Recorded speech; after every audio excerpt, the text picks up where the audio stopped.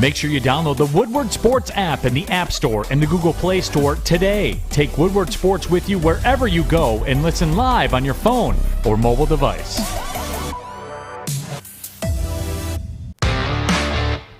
Good morning, everyone. You're tuned into the Morning Woodward Show right here on the Woodward Sports Network, featured on the Roar 93.5 FM, 99.1 FM, and 94.7 HD2.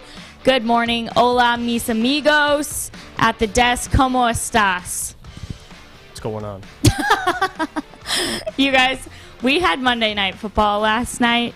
The Steelers took the win at home, 29-27. But before I get these guys' reaction on the game, I want to show this clip from ESPN Deportes with Najee Harris. It is an absolutely fabulous interview. So here it is. Najee Harris, ¿podrías describir una victoria como esta? Just describe a win. El mundo, el Chapo. Hey, but look at though. I appreciate it's a good win, you know what I mean? We got hella Mexican fans though, you know what I mean? Mucho gracias. Yeah, we got hella Mexican fans though. So shout out to y'all, man. I want to come to Mexico though, and I want to, you know what I mean? I don't know, have a little fiesta, I guess. Perfecto. Le organizamos una fiesta a Najee Harris. I can say some more stuff. El Singro, no wait. Feliz Navidad. Feliz Navidad.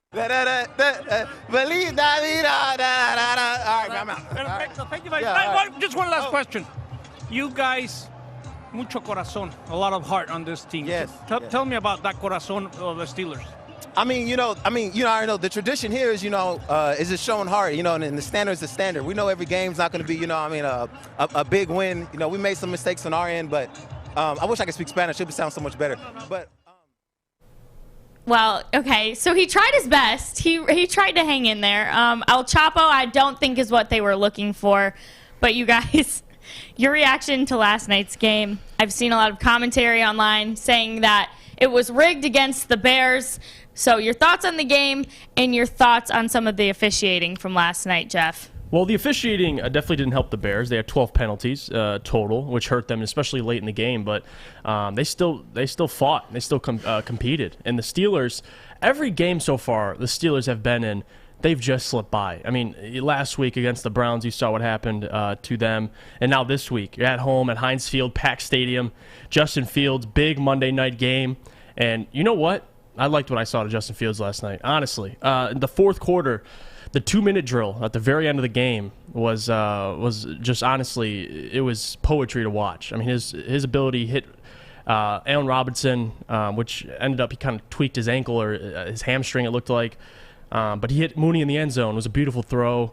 And, the Bears, although they are 3-6, they fought last night. They scored 21 points in the fourth quarter. And the Steelers won two parts of this football game that ultimately led to them winning. Time of possession, which was caused by the two turnovers, the penalties, because the Steelers, I mean, you saw they had, 5 first downs off penalties. They controlled the clock. Although Najee didn't run all over the field, Ben Roethlisberger, with his noodle arm, was able to get the job done. And they move up to 5-3. They have a good chance to go 6-3. They got the Lions this week.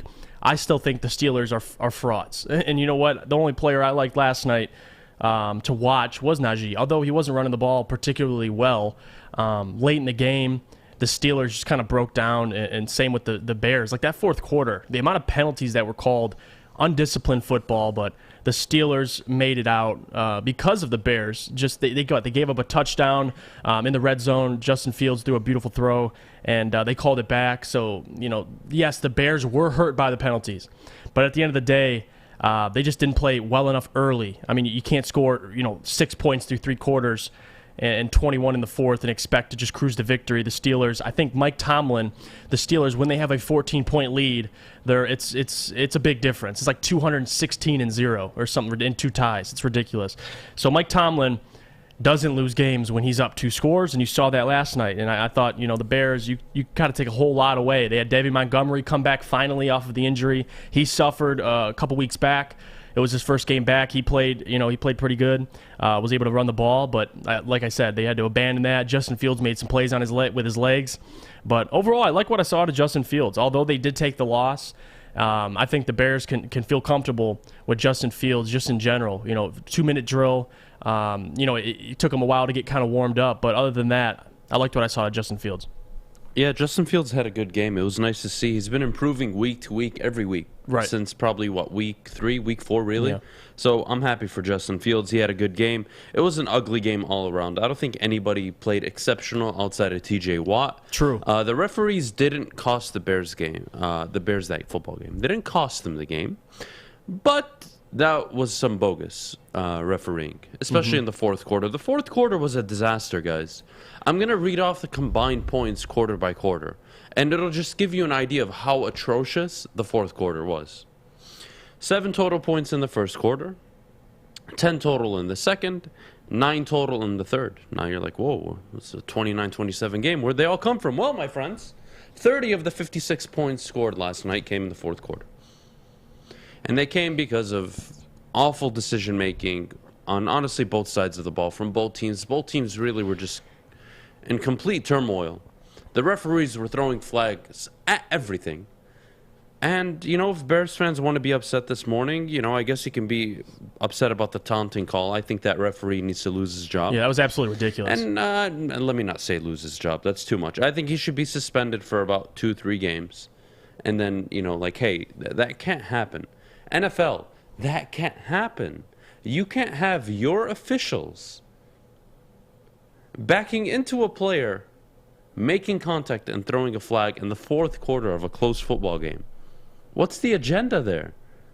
What's in it for the ref? Now I have so many questions that I wish I just didn't have. You don't need this. NFL fans don't need this. This was ridiculous. The referee taking... it's not even that he took a step backwards and hit the guy. It's that he looked at him, acknowledged he was running behind him, gave him a nice little hip check, and then reached for the flag. That was really bad. That was really bad. Poor officiating across the board. The Bears can blame themselves for the amount of penalties they did take. The pass interference penalties were legit. The false starts were legit. The holding calls were legit. Mostly undisciplined. The offsides. How many offsides did they have in the third and fourth quarter? 4 or 5 total?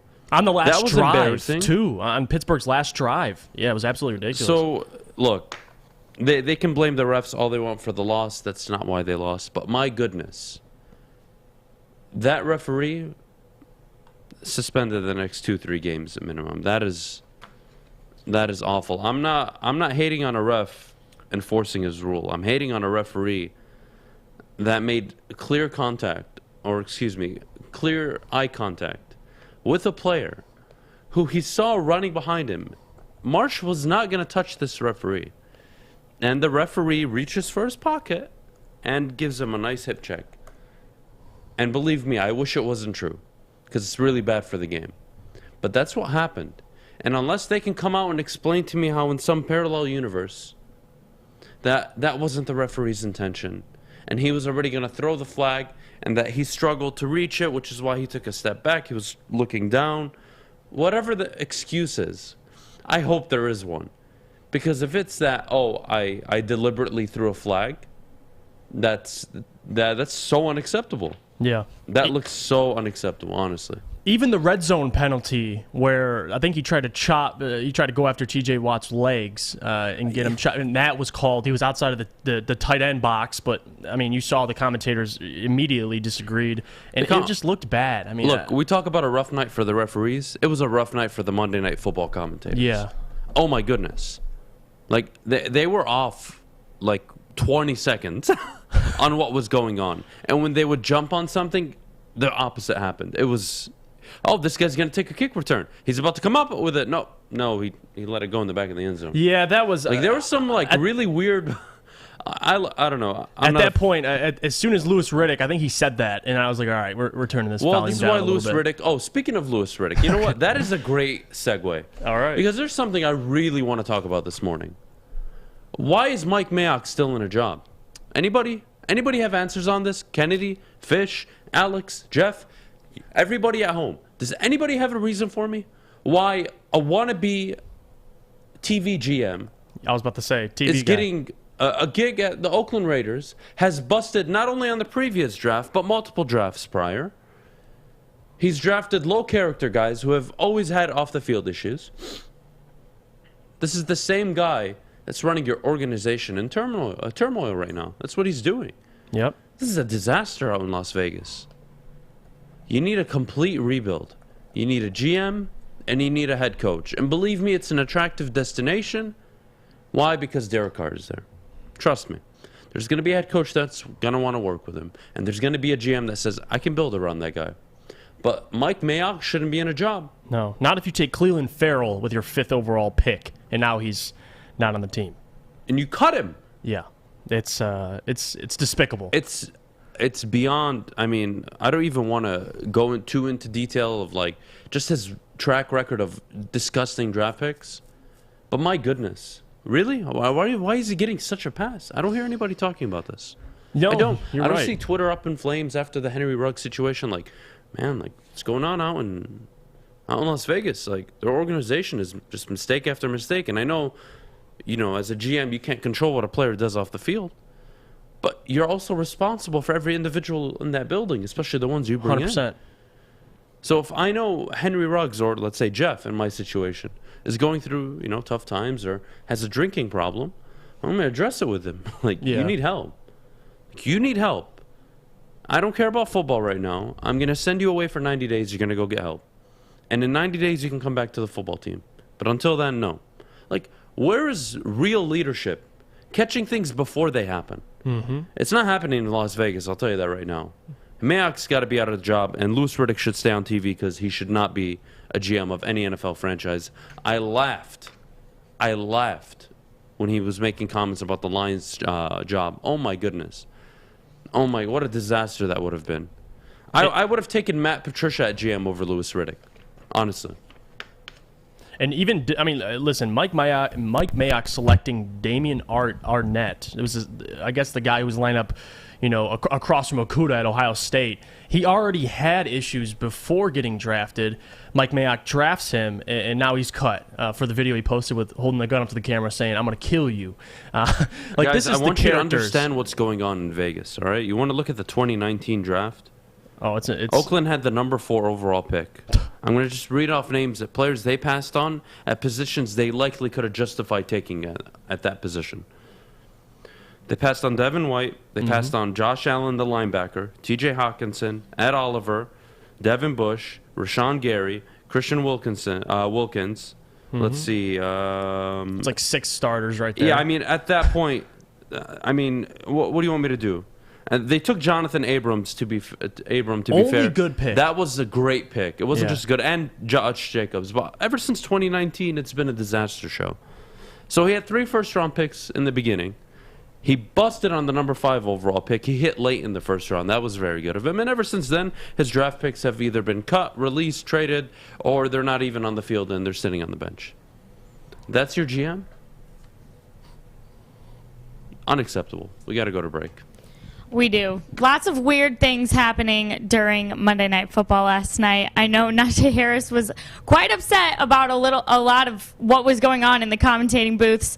They took like 10 minutes to say that he was sleeping on his floor in college, and he tweeted, "Bruh, I ain't sleep on no damn floor in college. I slept in my bed." And then he went on to tweet, "Y'all mess up my name and y'all say that stuff. SMH bet." Just a lot of weirdness going on. They were, during the broadcast, they were saying he slept on the floor in college. Like, we're totally making up this sob story that was not true. They had it partially right. Like, Louis Riddick tried alluding to the fact, he's like, well, Najee grew up homeless, which he did grow up homeless, but he also added some other unnecessary details. Yeah, that might not have been I true. don't think you need to talk about that. It's like, hey, this kid is a stand-up kid.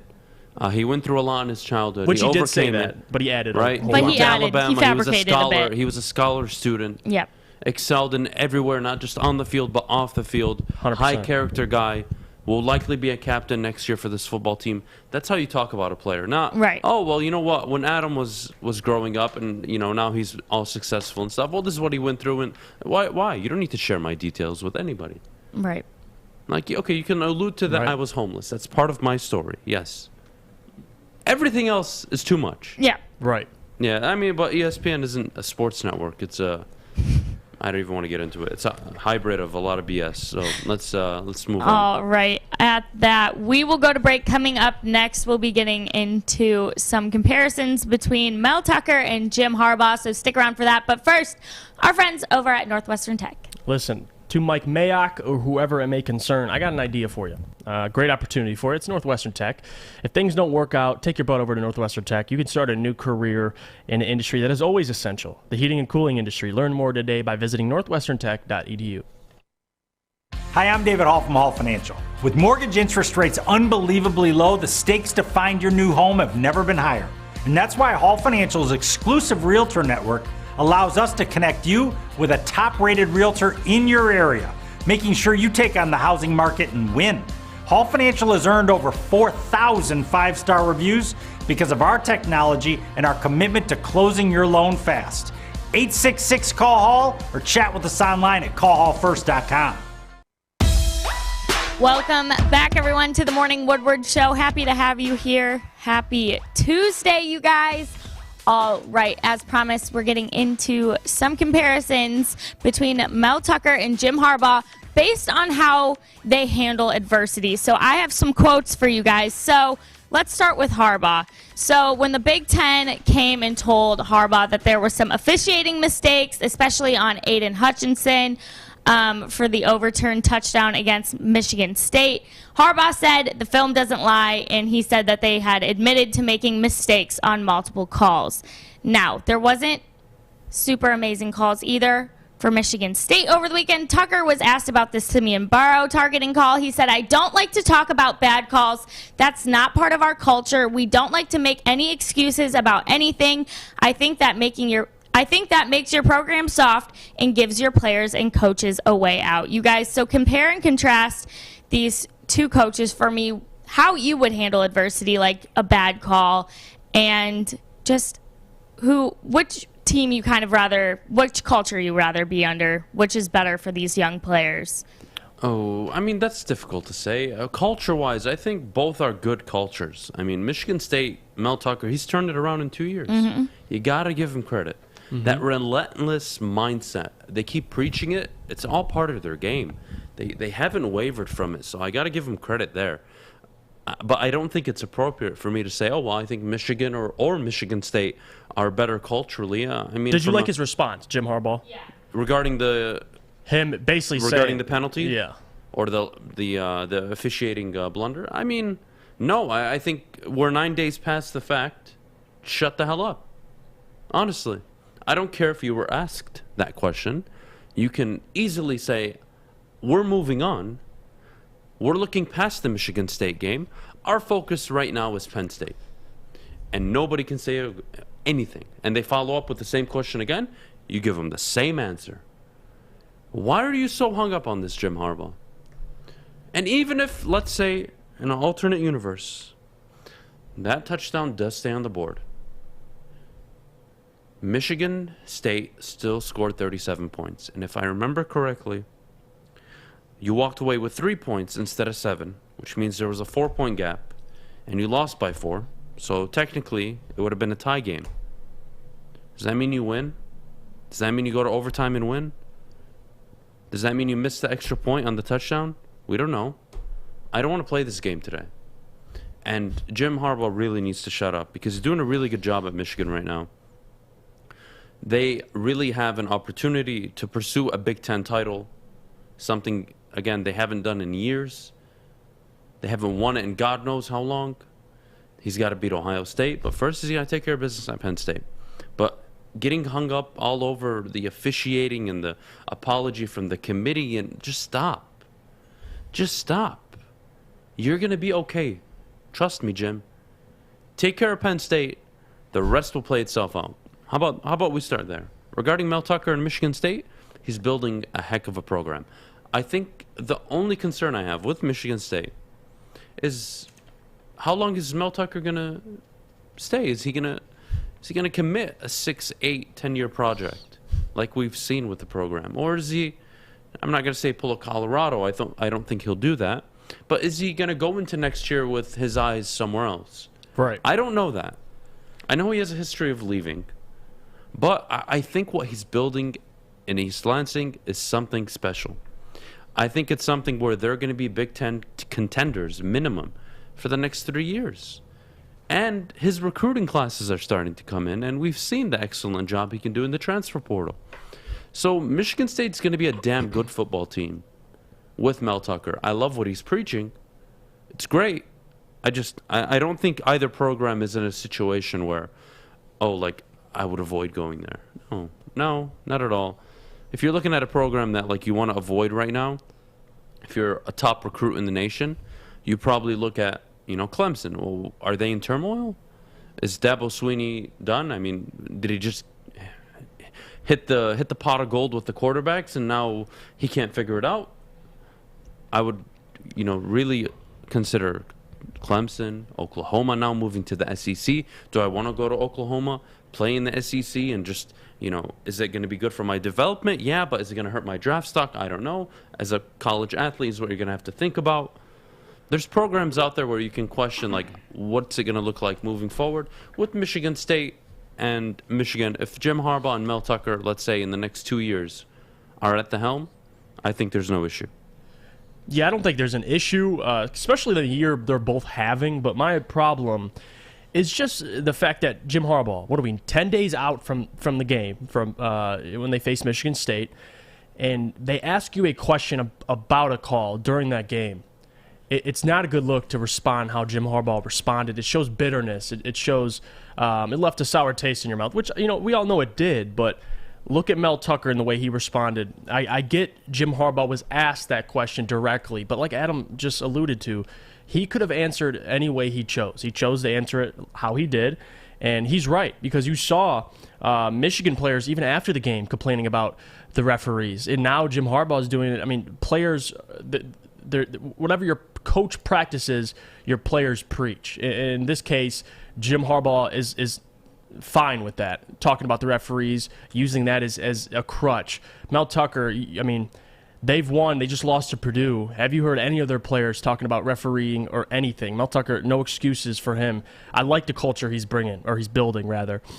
He's doing a great job with Michigan State. The question is true, though. How long does he stay at Michigan State?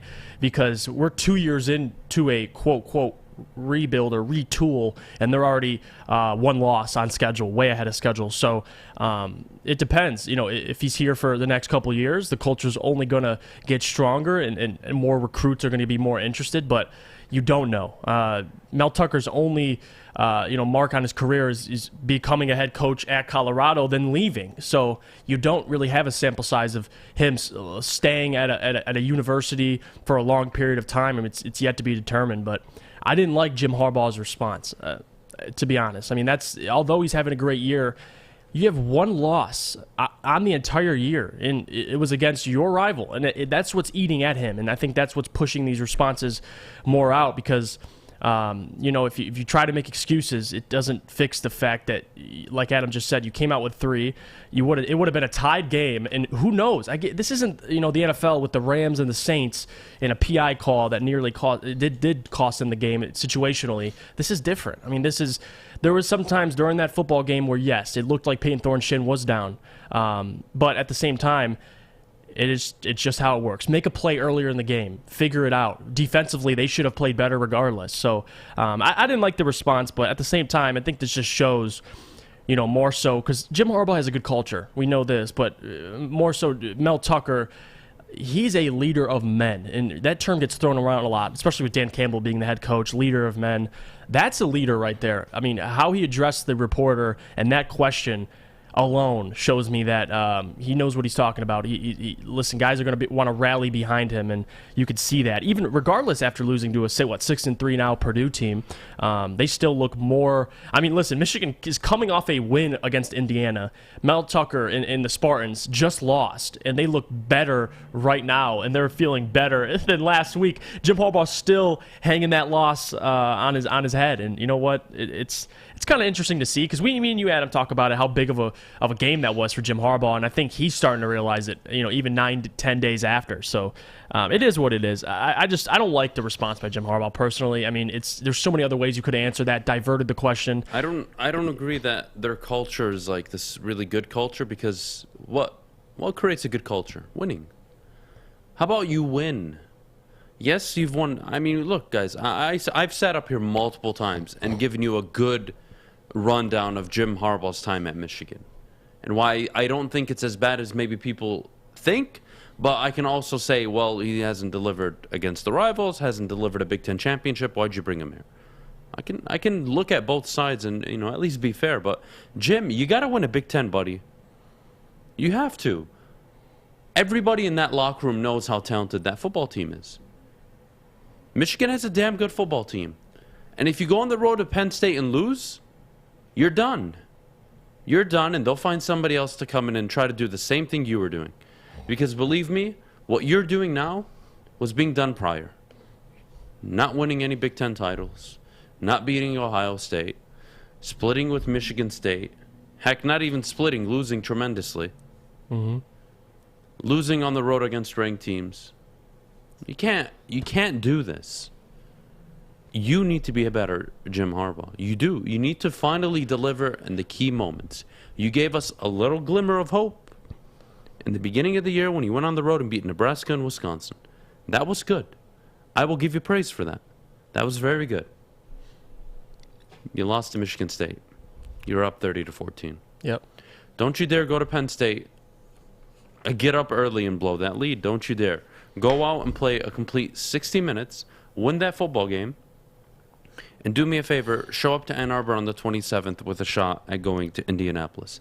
That's what not only the media is looking for, that is what Michigan fans are waiting for. And Michigan State fans, you're good. You're 8-1. Destiny's in your hands.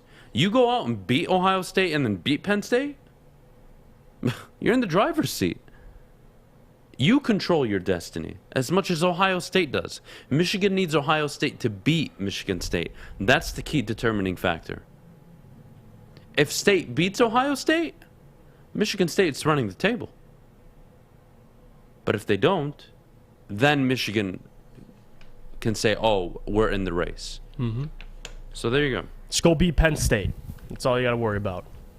Not a call that happened 10 days ago. Control what you can control. Don't worry about a referee. Don't worry about an overturned call. Like I said, it was a 4-point difference. You lost by 4. There's no guarantee that you make the extra point, A. B, that you go to overtime and win. C, that the game doesn't play out completely different. Maybe you collapse sooner. Who knows? I don't know. Don't play the what-if game. What happened, happened. You blew a 30-14 lead. End of story.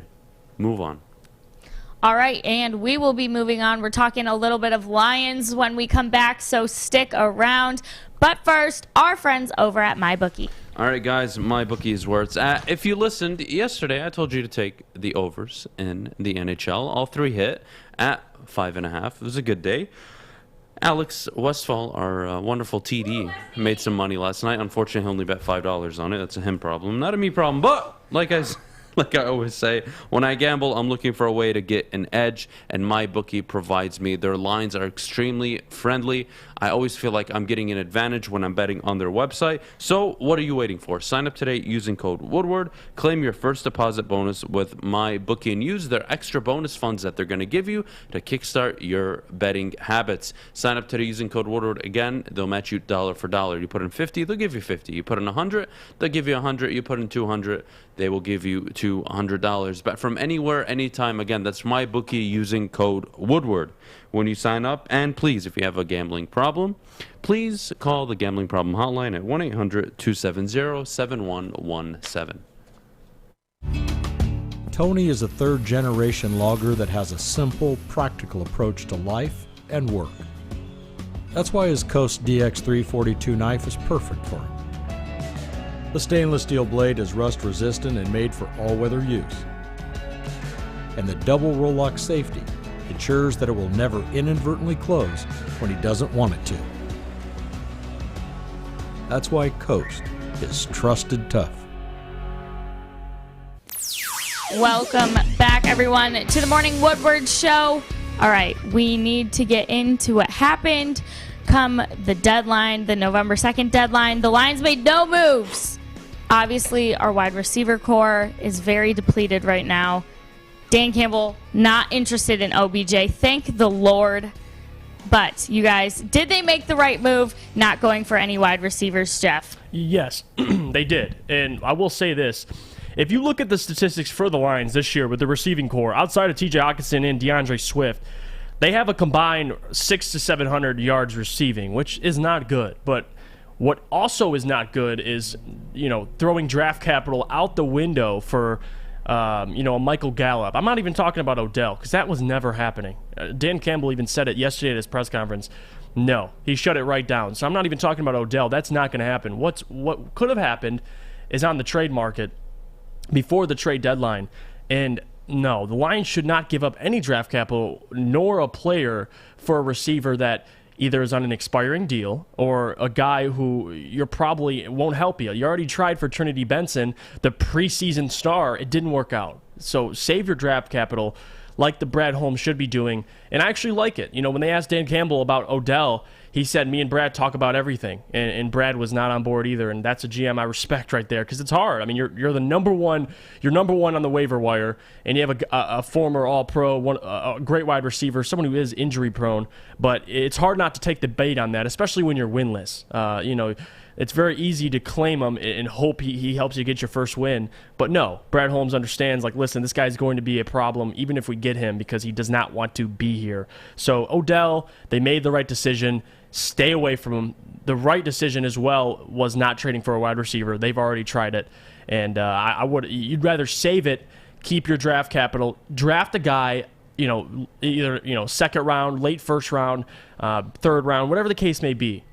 And that's a guy that you'll have on a rookie deal, unlike a Michael Gallup, who you're going to have to either spend a lot of money on or give up capital right now, or in the offseason rather, to go get him. It doesn't make sense. So I'm not mad the Lions didn't make a move. Quintez obviously is out. They suffered a whole ton of injuries. But it doesn't take away from the fact that this year the Lions are supposed to suck bad.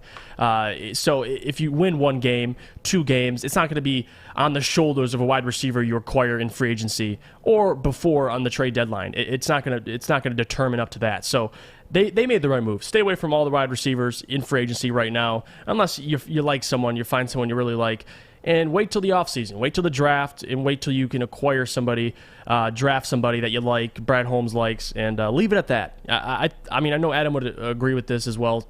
Odell Beckham is pointless. Why are you even getting people? I saw on Twitter, a lot of Lions fans were pro Odell, and I get the fact that, yeah, you could trade him, but this isn't Madden. This is real life. This is a guy in Odell who does not want to come anywhere near a team that is, in the position we're in. He wants to go to a contender, and what's the point of acquiring him and saying, well, we'll trade you, don't worry.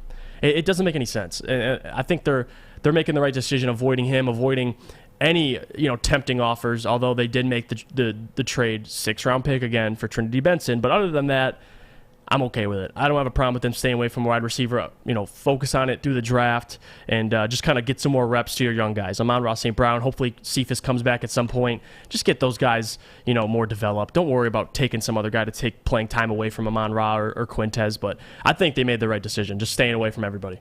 Yeah, they had no business being in the Odell Beckham conversation. All of Lions Twitter and all these delusional fans saying, we're going to get Odell Beckham. We have the first shot at him. Shut up. Yeah. You were never going to do it, 1, for salary cap purposes. 2, why bring him here? Why get a 1-year rent? Not even a 1-year rental. Why get half a season rental when you're 0-8? You're in a clear rebuild. Odell Beckham does nothing but take targets away from Amon-Ra St. Brown and Khalif Raymond. Now, granted, Khalif Raymond is not a rookie, but the point is, you want Amon-Ra St. Brown really getting as many targets and as many reps as he can this year, because it's a rebuild year. You have no chance at winning 7, 8, 9, 10 football games, let alone anything more than that. That's your reality. You're going to be like this for the rest of the year. You're not going to be good. And then next year, you're going to get a little better. And hopefully next year, you're winning 5, 6, maybe even 7 games. I doubt it, but minimum 5. And then the year after that, it better be 9 or 10. Improvement, right? Yep. But Odell Beckham does nothing. And you would have never, ever, ever, ever considered re-upping him, even if you claimed him off waivers, or even if he cleared waivers and you went and signed him to a league minimum. It didn't matter. Odell Beckham in his last 13 games, and that's over a 2-year span because he's always been hurt. In his last 13 games, averages just over 3 catches a game, just under 30 yards a game, and he has 3 touchdowns in 13 games. That's a wide receiver 1, guys. I'm sure all of Twitter really knows what the hell they're talking about. You guys keep getting your information from the right places. You were never in the Odell Beckham conversation, ever. It's stupid to even acknowledge. No, the Lions fans shouldn't be upset about the Trinity Benson or even, whatever the Perriman deal. It doesn't matter. It was never going to change the fact that you were going to be a bad football team this year. And if you can at least just acknowledge that, we can get somewhere. Because then I can tell you, well, you have 2 first-round picks this year. You're going to be picking likely 1 and anywhere from 26 to 32. That's probably where you're going to be picking. And then you're going to have a second-round pick and your 2/3, and it's going to keep building and building after that. And then the following year, what do you know? You have another 2 first-round picks, and you have a second-round pick and multiple thirds, and it just continues to pile on. You've got the capital now. You don't need to be wasting already a tight cap. Just get through next year. Get Jared Goff off the books. Stafford will be off the books. You will be able to finesse your way in 2024. You'll have a huge abundance of cap space. You'll be able to go out and get marquee veterans if you needed to, if you're trying to retool, which is likely your situation because you're going to have to draft a young quarterback. You're going to want to win on their rookie deal, which means you're going to load up with veterans in the offseason. That's what the Lions' plan is. The Seahawks did it. The Chiefs did it. The 49ers did it. The Rams did it. Everybody has done this. Yep. The formula's out there. Now it's just making sure that you hit on your draft picks. And you have a head start on a lot of these teams because you're going to be picking in the top 5 for the next 2 years. And you're going to have 2 first-round picks in each of the next 2 first-round drafts. So a total of 4 first-round picks, which means if you're just competent at your job, you have 4 starters automatically on the team in the next 2 years. It's pretty damn good. We talk about this team needing 8, 9 players. I already got you half of them in the next 2. That doesn't include free agency. That doesn't include player development on players that we have on the roster right now. And that doesn't include players you'll get from the 2nd to the 7th round. And the undrafted free agents. Who knows? Maybe you strike gold. I can't predict the future. But I'm telling you, it's not that complicated. Stop getting hung up over the wide receiver position. Jared Goff, if you gave him Marvin Harrison Jr. and Torrey Holt, he couldn't find them. So don't even bother. Relax. It's all good. Yeah. It's all good. And enjoy the suck. Team's going to suck this year. They're going to be average next year. And likely year 3, they take that step where you're like, whoa, we got a team here, but we got to load up in free agency. We got to go for it. This is the team. Let's go win the division next year. Yep. Let's have a good draft. And then year 4, you're going to compete for the division. That's how it plays out. There's no other scenario other than that. That's the only logical scenario you reach success. Not, oh, next year you turn into world beaters. No, that's not how it works. Every year we're world beaters, Adam. It depends who you ask. No. But seriously. No, it is true. And people forget this too. I mean, all the people that say are pro Odell Beckham, let's look at the facts. I mean, there is a salary cap in the NFL. A lot of people forget that. And Odell is expected to make for the second half of the season $7.25 million. And the Browns restructured it that way, got rid of his extra 2 years of his contract to make him unclaimable, so he could go through waivers to free agency. If I may. Yeah. Guys, regarding the Aaron Rodgers, I know everyone's talking about this in the chat. Let me clear something up. There's no conspiracy behind this. Every NFL team has to report everybody in the building and whether or not they're vaccinated and what their COVID tests were, because every week you're getting a COVID test. Every week. And as a player, I think you get it twice a week.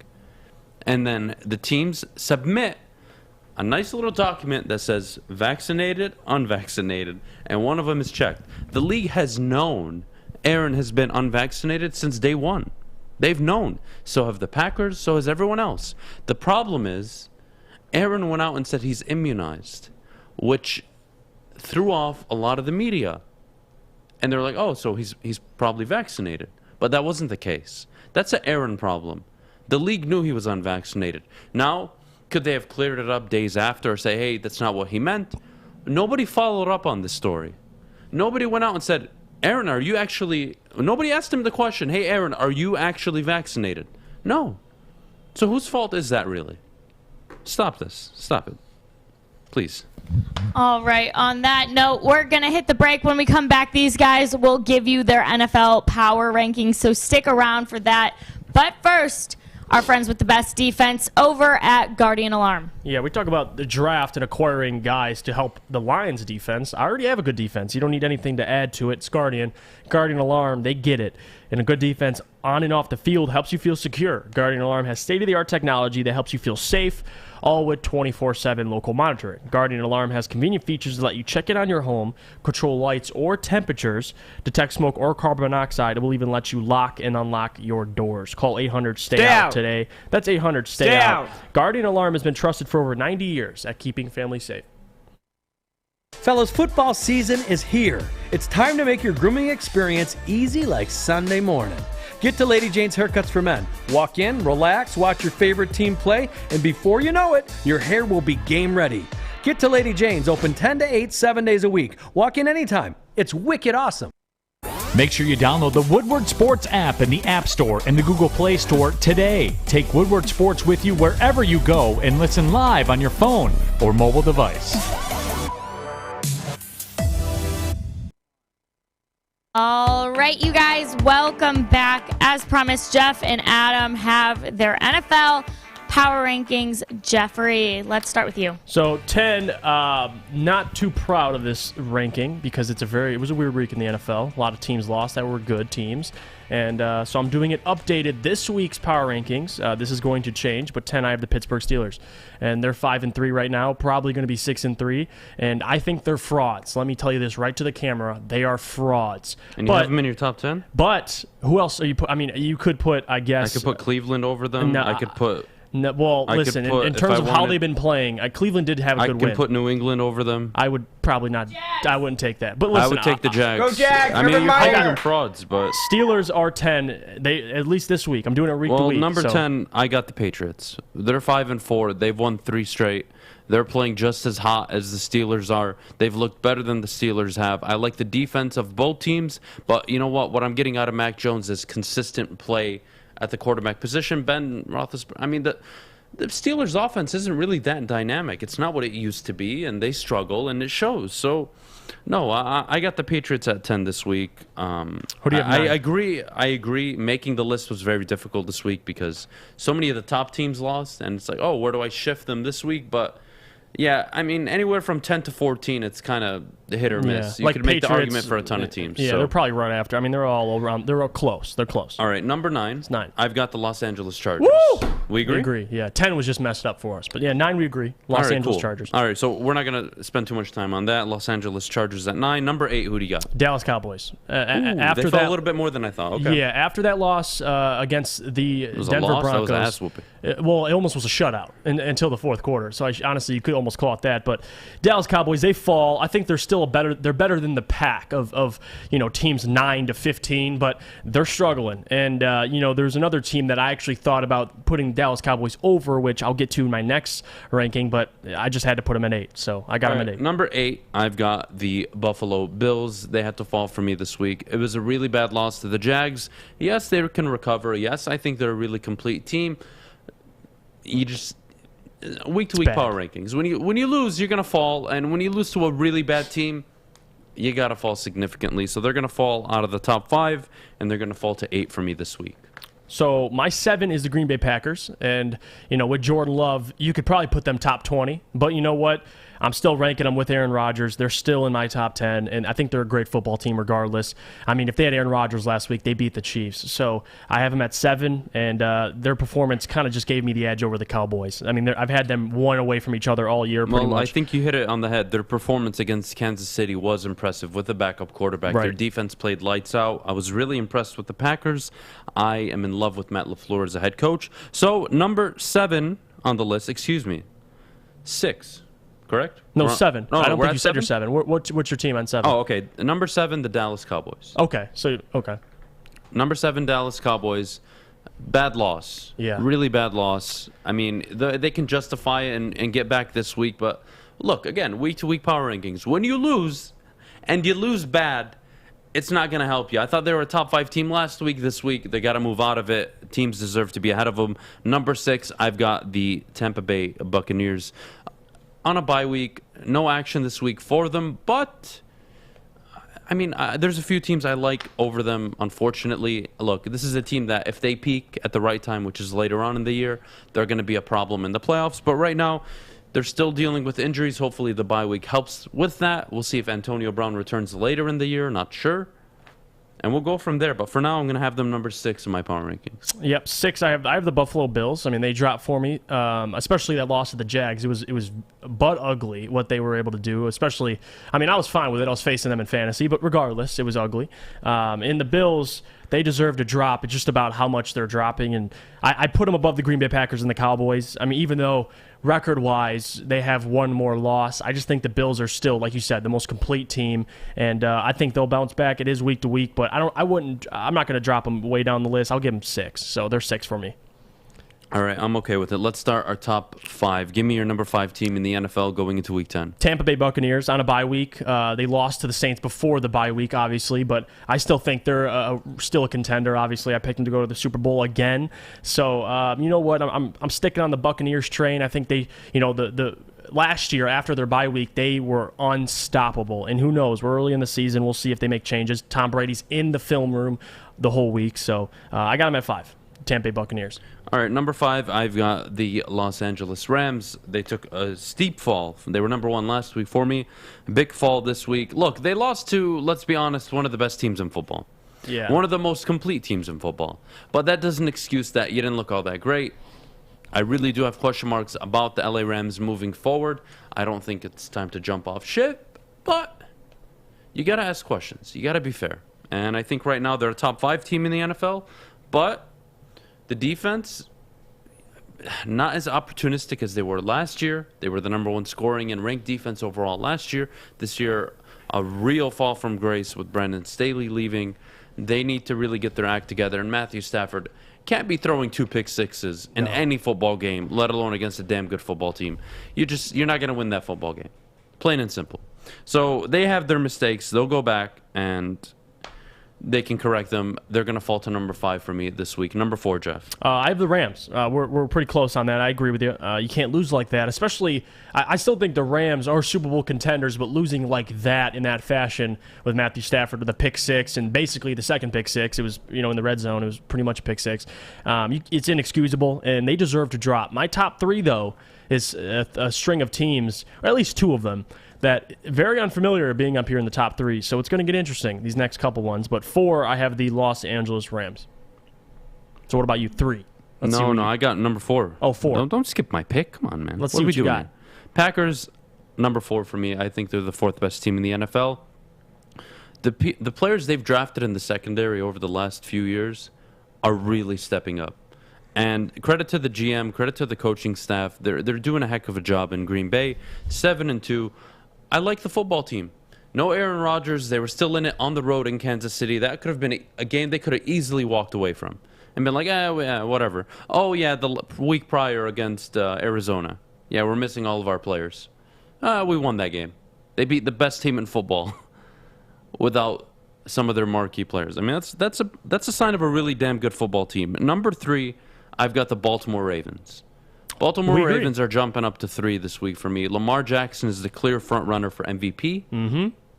And it's not even a debate right now. I think he's really well ahead of everybody else. I think the only one that can theoretically catch him is Matthew Stafford based on narrative and the opponents he's playing next, right? He's got San Francisco, Seattle, Arizona again, and then he's got some conference games and AFC games later on in the year that are pretty vital.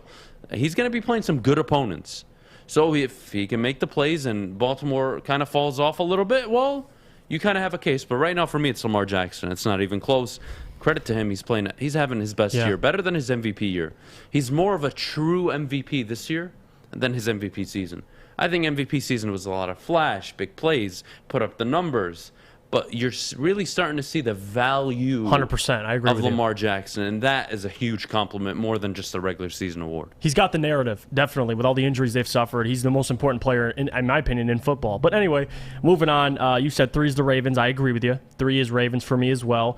Can't deny the fact how well they've been playing. I mean, they're down big against Minnesota at home, and they come back and do what they did in overtime, and led by Lamar Jackson. It's remarkable. But moving on, number 2, I have the Tennessee Titans. And this is a team that I think, even without Derrick Henry, they deserve some credit, man. Mike Vrabel has been doing a fantastic job. You know, they beat what? The Bills. They beat the Rams. I mean, they have good wins on their record, and that's what you want to look at, especially from a team that suffered an injury to their most important player, Derrick Henry, leading the NFL in rushing by hundreds of yards. You got to give that team credit, Mike Vrabel credit. I think they deserve a top 2 spot. I don't know how long they can keep it, but this week they're number 2 for me, the Titans. All right, well, we're going to agree. I have the Titans number 2 as well. Mike Vrabel's doing a hell of a job. Can we stop labeling Mike Vrabel as a motivating head coach? This is not what he is. X and O's guy. That is an X and O's guy who has worked under some of the most impressive head coaches in the NFL, who was a former player, and not just a former player that was on the bench and injured. This is a former high-level player, high IQ guy, comes in and is leading not only by example with his character, but he's delivering from a coaching standpoint. Please be very careful how you label these kind of head coaches. Mike Vrabel is a damn good head coach. And to lose your best marquee impact player and compensate for it on the defensive side of the ball, that is very rare in the NFL, especially in today's NFL. With all the rules favoring the offenses, for your defense to come out and play the way they did on the road against one of the best teams in football, Mike Vrabel, my friend, hat off to you. You're doing a hell of a job. Yeah, the Lions interviewed him, right, when they were interviewing Matt Patricia when Bob Quinn was GM. They missed big on that one, but yeah, I agree with you. The Lions have missed big since 1957, so let's just continue. Number over. 1, we both over. agree, the Arizona Cardinals. Even with Colt McCoy. Colt McCoy, doesn't matter, no D-Hop, they Kingsbury. Although I want to give Mike Vrabel Coach of the Year right now, I got to give it to Cliff Kingsbury. 2-man race. 8-1. They've won a multitude of ways. They have signature wins on their schedule. They've gotten better, even though they're dealing with injuries. They've somehow gotten better. Arizona, Cliff Kingsbury, hell of a job. Hell of a job. No, you hit it right on the head. I mean, the job that, if you're missing your franchise quarterback, your number 1 wide receiver, and you go, what was it, on the road in San Francisco, I believe, and they beat a respectable Kyle Shanahan team, and that's, you beat Kyle Shanahan at all, especially on the road. Kittle back, he had a great game, George Kittle, and they still were able to get the job done. I think Colt McCoy was like 22 for 28, whatever it was. He played great. Regardless, no Murray, no problem. Arizona Cardinals number 1 for me, so they deserve it. And who knows? I still question the legitimacy just because of Kyler Murray's health. I want to see if he can kind of just last. I mean, we saw last season how his body broke down through towards the end of the season, and he was having a great season. This year, you can see already body kind of breaking down. He had the knee injury, but if you can stay healthy, man, I think the Arizona Cardinals can stay atop these power rankings for a couple more weeks. So they deserve it. All right, you guys. Now I get to tell you all about our new promotion, our version of the Squid Games, the Turkey Games, you guys. Woodward Sports is giving you a chance to sit front row on Thanksgiving. How fun. All you have to do is survive our Squid/Turkey Games. Listen every day to the Morning Woodward Show at 9 a.m., Big D Energy at noon, and the Bottom Line at 3 for your chance to qualify. Also, make sure you're following Woodward Sports on social media because there will be additional chances to qualify there. The winner of the Turkey Games, remember, is getting 2 tickets to the Thanksgiving Day Detroit game, plus a turkey. We are giving away an actual turkey. So if you think you can master our Turkey Games challenge, make sure you're watching and listening to win. Wow, tongue twister there. There we go. Boys got into it a little bit. When we come back, we will be talking about our MVP front runners. We will see you right after the break. I'm looking to bring on another HVAC tech right now. We are recruiting 5 to 10 techs a month. We're looking to grow and expand. Every new tech we hire is from Northwestern Tech. The hands-on training is fantastic. They're always my first call. We love hiring Northwestern Tech grads. They come out trained and ready to work. Our program is only 10 and a half months, and our next classes are starting soon. So why wait? I'm looking to hire Hire a graduate of Northwestern Tech. Northwestern Tech.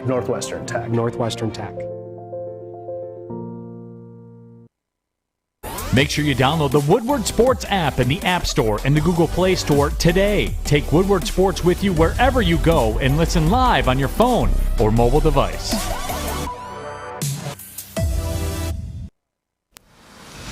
Welcome back, everyone. I know these guys were already talking about Lamar Jackson. They like him, but who has the right storyline to win the MVP this season? Who's got the right one for you guys? Jeff, who is your MVP thus far? Well, no doubt, undoubtedly, it's Lamar Jackson. And it's pretty much, I mean, at this point, by a big slide. Because Matthew Stafford, the performance he had, he was number one to me weeks prior.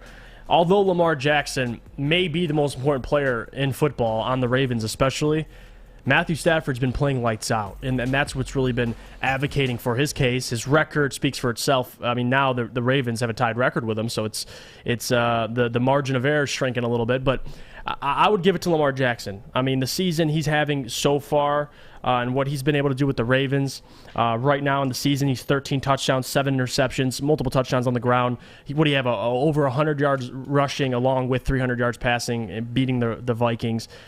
He was on an absolute tear, and I think that deserves credit. You got to give him some credit. So him leading the Ravens to the record they're at, credit to John Harbaugh, even more credit to Lamar Jackson and Greg Roman. So Lamar Jackson's number one for me. You don't have to sit up there and give numbers, honestly.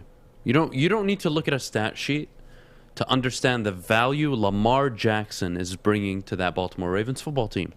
And I can't say that about anybody right now, maybe outside of Aaron Rodgers because of the performance in Arizona, where he probably had one of his better games in his career, and he didn't even throw for 200 yards.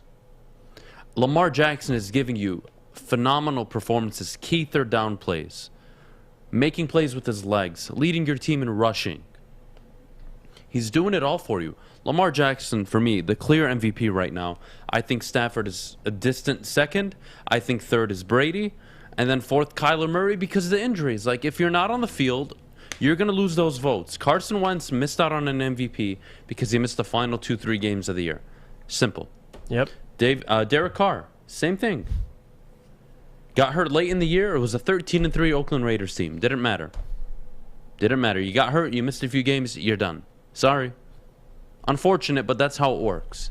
And when you're Kyler Murray, you can't miss these last, 2 games? Well, you've missed this previous game. You were injured earlier in the year. You had multiple bad performances so far in the year. Unless you come back this week and you absolutely torch the league for 3-4 touchdowns a game for the rest of the year, it ain't happening for you. It ain't. And I think right now the narrative is driven towards 2 players to win the MVP. It's driven towards Matthew Stafford and Lamar Jackson. I think Lamar Jackson right now has it in the bag. I don't think anybody can take it from him. Kennedy, who's your MVP? Don't tell me Tim Tebow, please. No. We talk about narrative a lot here, so I want to say Stafford, obviously coming off a hard loss, but another quarterback coming off a hard loss that I like is actually Dak Prescott. I think he's got it locked in for comeback player of the year, but I also maybe like him for MVP, which is saying a lot because I don't really like the Cowboys. But any thoughts on that? Adam, knock it off. No, I'm preparing myself for this pie to the face. I'm getting my reflexes ready. I think you guys are sleeping on Dak a little bit here. He lost. His backup won a game. Obviously, Cooper Rush. You might as well give him co-MVP. Awful performance against Denver. Yeah, he's already missed a few games. You can't do that. Yeah, statistically, you can't win the MVP missing games. You can't. Okay, then. And you can't have a game where you're shut out for 3 quarters at home, and you're favored by almost 2 touchdowns. And expect to win an MVP. It's not going to happen. So, no, he's a distant 5 or 6. And, again, he has to do what Kyler Murray has to do to get back in the race. Yeah. He's got to have a 3-4 touchdown performance for 5, 6, 7 consecutive weeks. It's not going to happen. It's going to be difficult. And if he does, great. He's back in the MVP conversation. But on Dallas, I could make an argument. Micah Parsons is more of an MVP for that team than Dak Prescott right now. Micah Parsons is unbelievable. Phenomenal. Should be in the Defensive Player of the Year conversation, but I think we can both agree TJ Watt last night put himself in pole position. Yeah. Listen, TJ Watt, that was my pick when we were sitting up here before the season. I wasn't confident in it the first 4 games because he did suffer that injury that put him out of game, I think. And I was like, well, chances are shot. But, yeah, over the last couple weeks, TJ Watt, it's got an unlock, and deservingly so, because what we saw last night from him was a destruction. But well, 7 games, 11.5 sacks. Yeah, like it's my goodness. Production's there. Forced fumbles and everything. He's on pace to break the record. Yeah. I'm blowing a whistle. It's my goodness. timeout whistle. You and your fake whistle.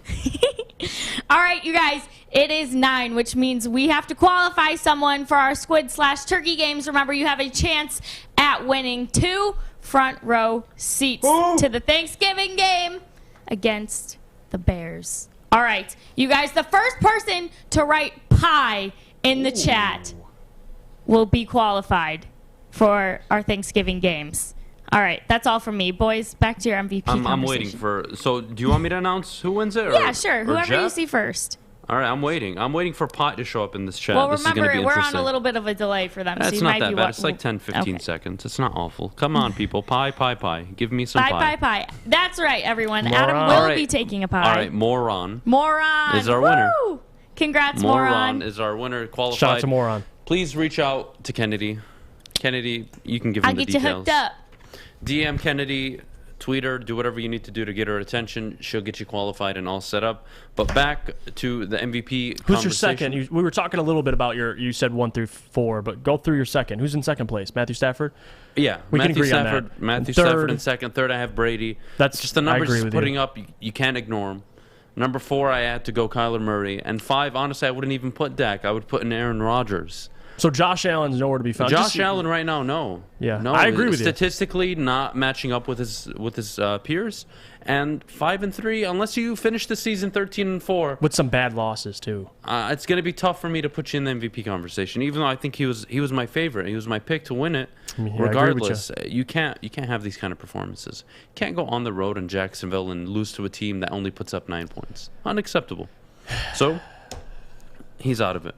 No, simple. I think Lamar Jackson, deservingly so. I mean, Aaron Rodgers, to me, like if you had to put in a vacuum the 2 most important players in the NFL, it would be Aaron Rodgers 1, or Lamar Jackson 1, Aaron Rodgers maybe 1B, because those 2 guys, when you take them off their respectable football teams, they are nothing. And at least the Packers were able to make it competitive. I don't even know what the Ravens would be without Lamar Jackson if they had, Trace McSorley starting. We saw flashes of him or anybody else.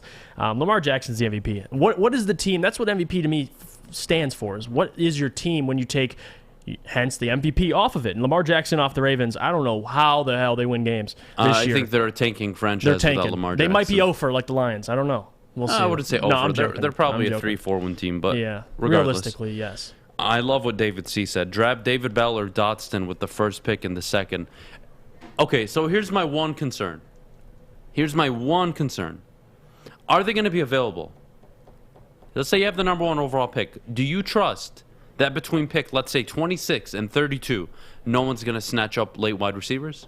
Those are complete football teams that are likely to add skill position players.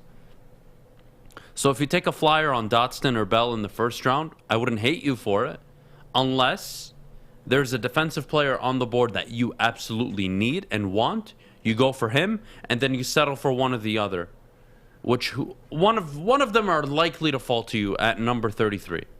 That is likely if you have the first overall pick. So I like that. I really do. That's a good recommendation. I've been doing so many mock drafts lately for the Detroit Lions. It's been fun. I need to share them one of these days on Twitter. I should share them with everyone. I feel like I hit some... I got Ojabo, I think, in the 5th round. No, seriously. Oh, yeah, that was surprising. That's a guy I would take a flyer on in the 3rd, 4th round. Definitely. Good edge rusher. Yeah. Dude has NFL written all over him. Him and Aiden Hutchinson. What a team Michigan has. Shouldn't lose to Michigan State, guys. You should get your act together. Best 1-2 punch on the defensive side of the ball in college football. Easily. The best pass rush in all of college football. Not without a doubt. Michigan, do us all a favor. Go beat Penn State. Please. Please beat Penn State. Because I don't want to have to sit up here on a Monday and talk about how you just can't ever get it done. I want you to change your own narrative for your benefit. Not for me. For you. Change it. Go win on the road at Penn State. Go beat Maryland on the road and show up to Ann Arbor on the 27th with fate in your hands, likely. Not a guarantee, but likely. And if somehow Michigan State slips up, which, again, they have tough games ahead of them. They have Ohio State, Penn State, and I believe Maryland this week. If they slip up one more time and you win out, you got it. And if you don't, well, then you don't. But one of these days, you got to go win a Big Ten title. You got to make a trip to Indianapolis. You got to do something. Beat Ohio State. Beat Penn State. Do something so this narrative can start to go away. We talk about same old lines all the time. How do you get rid of same old lines? Kennedy, Jeff, how? You know how? Win. You win in a consistent way for anywhere between 6 to 10 given years. So in a 10, let's use 10 as an example. In a 10-year window, you won the division 3 times, you finished second 4 times, and you finished third or fourth of the remaining 3. You had a down year, but then you recovered. Regardless, you showed competency that for a 10-year stretch, you'd put out a good football product. And then what happened? You won multiple playoff games. You won a divisional round. You made an NFC championship appearance. That's how you get rid of a narrative. Michigan, how do you get rid of yours? We know you can win 8, 9, 10 games.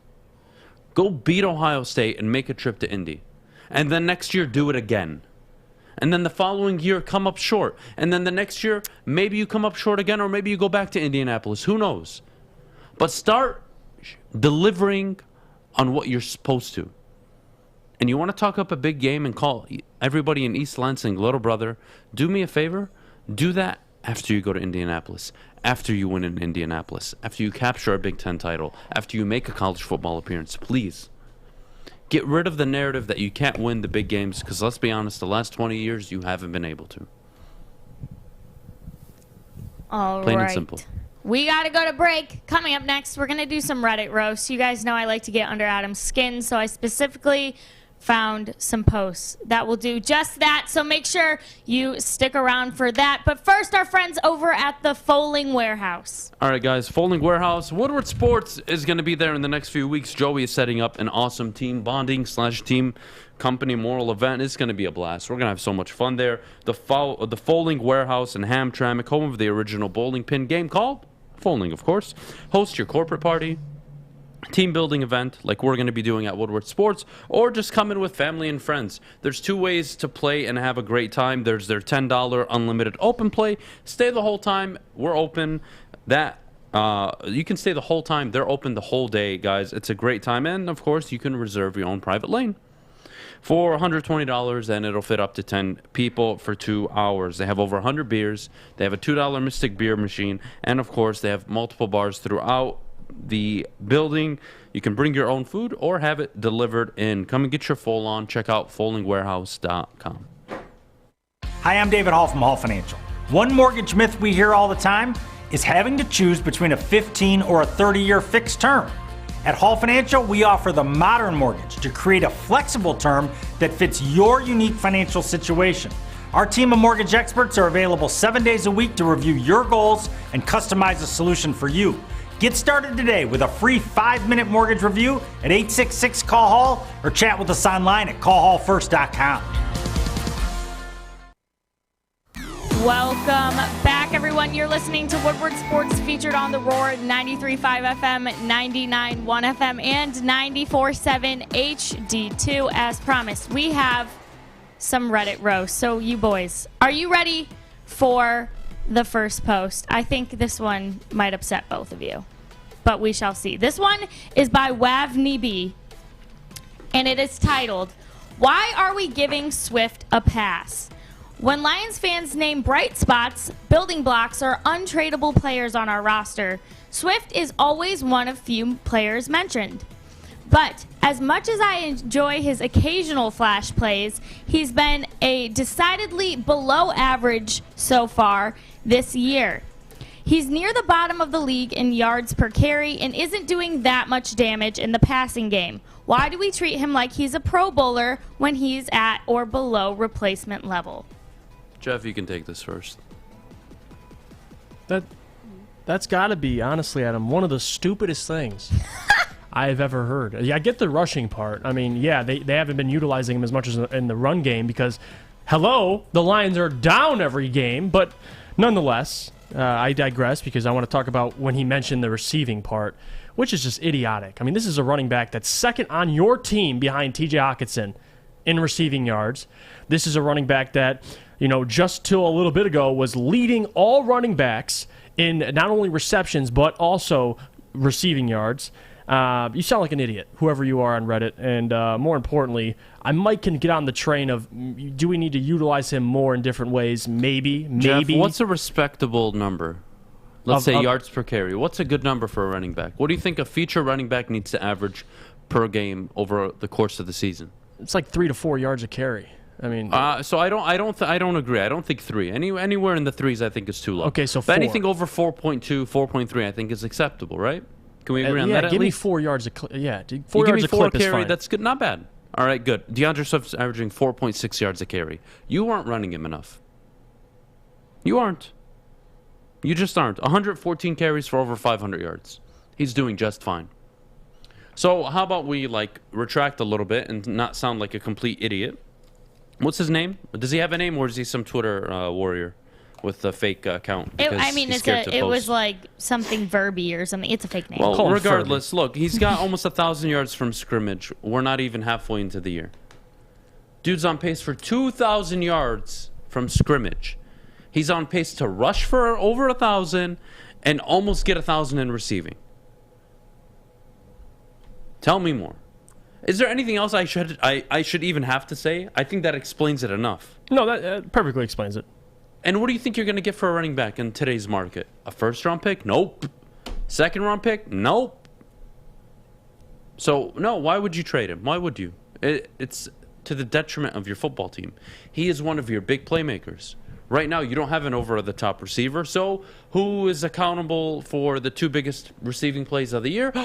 Your running back, DeAndre Swift. Yep. Isn't that funny? This comment makes no sense to me. Honestly, whoever this is, they're either A, an idiot, B, an idiot, C, an idiot, or D, all the above. All right, you guys ready for the next one? I'm listening. This one is posted by Spartan Wildcats 2018. He says, is this a good year to have the #1 pick? I'm kind of concerned about how ending up with the top pick feels like a double whammy. Thibodeau has raw athleticism, but no results in 2021. By the way, you can stop me at any time because this is a doozy. He's missed 3 games this year, including Ohio State. He has 4 sacks on the season, tied for 93rd in the nation. He has, however, forced 2 fumbles, which is good for tie for 23rd in the nation. The numbers and injury don't really scream must-have with a #1 pick. I think it's kind of a weaker class, and most years this guy would be outside of the top 3.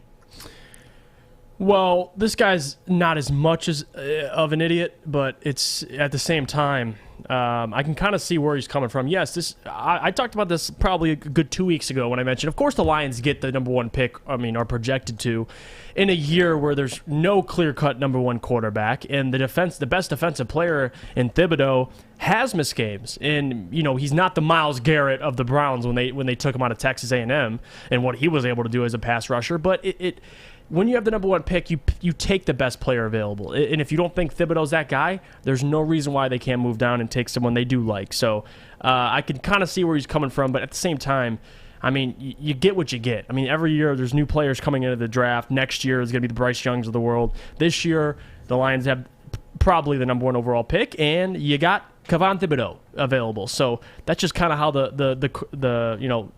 it kind of just turns your way as a Lions fan. Unfortunately, that's how the result is. But I can kind of see his point about Kayvon Thibodeau being a little injury prone and production not being fully there. But no doubt, he's the #1 pick. Can we agree the defensive class is pretty solid?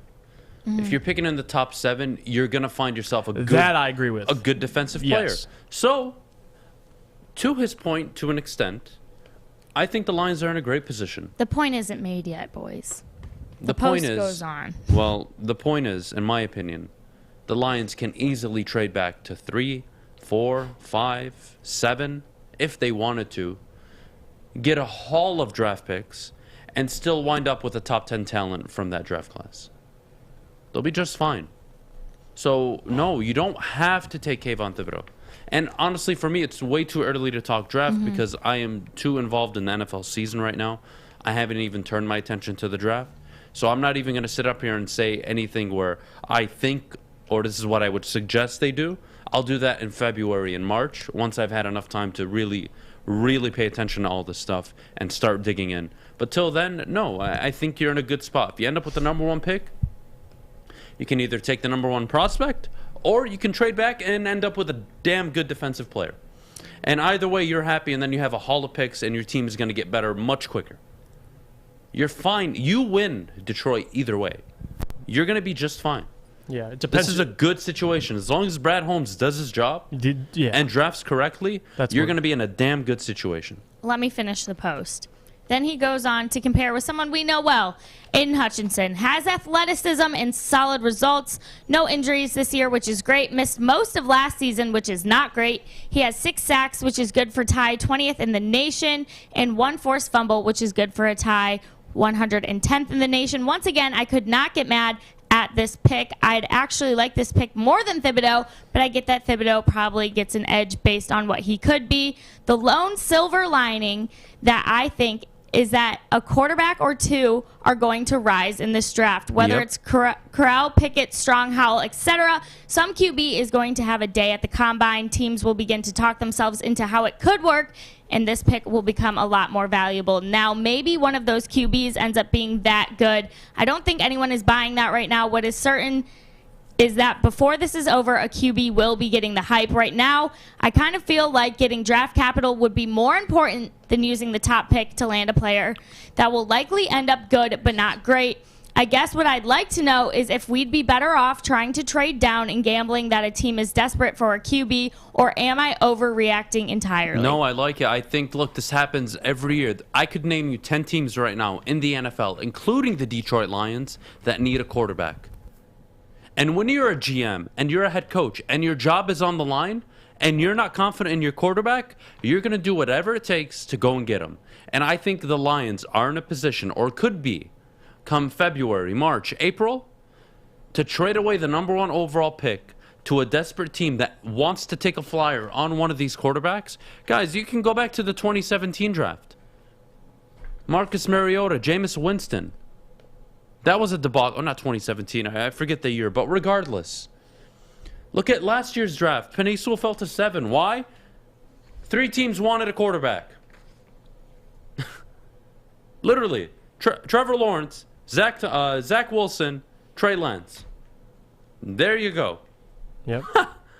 This happens every year. When you need a quarterback, teams are desperate for quarterbacks. The Bears traded up for Mitchell Trubisky. You will get a haul of picks, I promise, at number 1. That is without a question. Whether it's Malik Willis, Pickett, Matt Corral, Carson Strong, it doesn't matter who it is. If a team falls in love, they are going to do whatever it takes to get that quarterback, which puts the Lions in a real good position.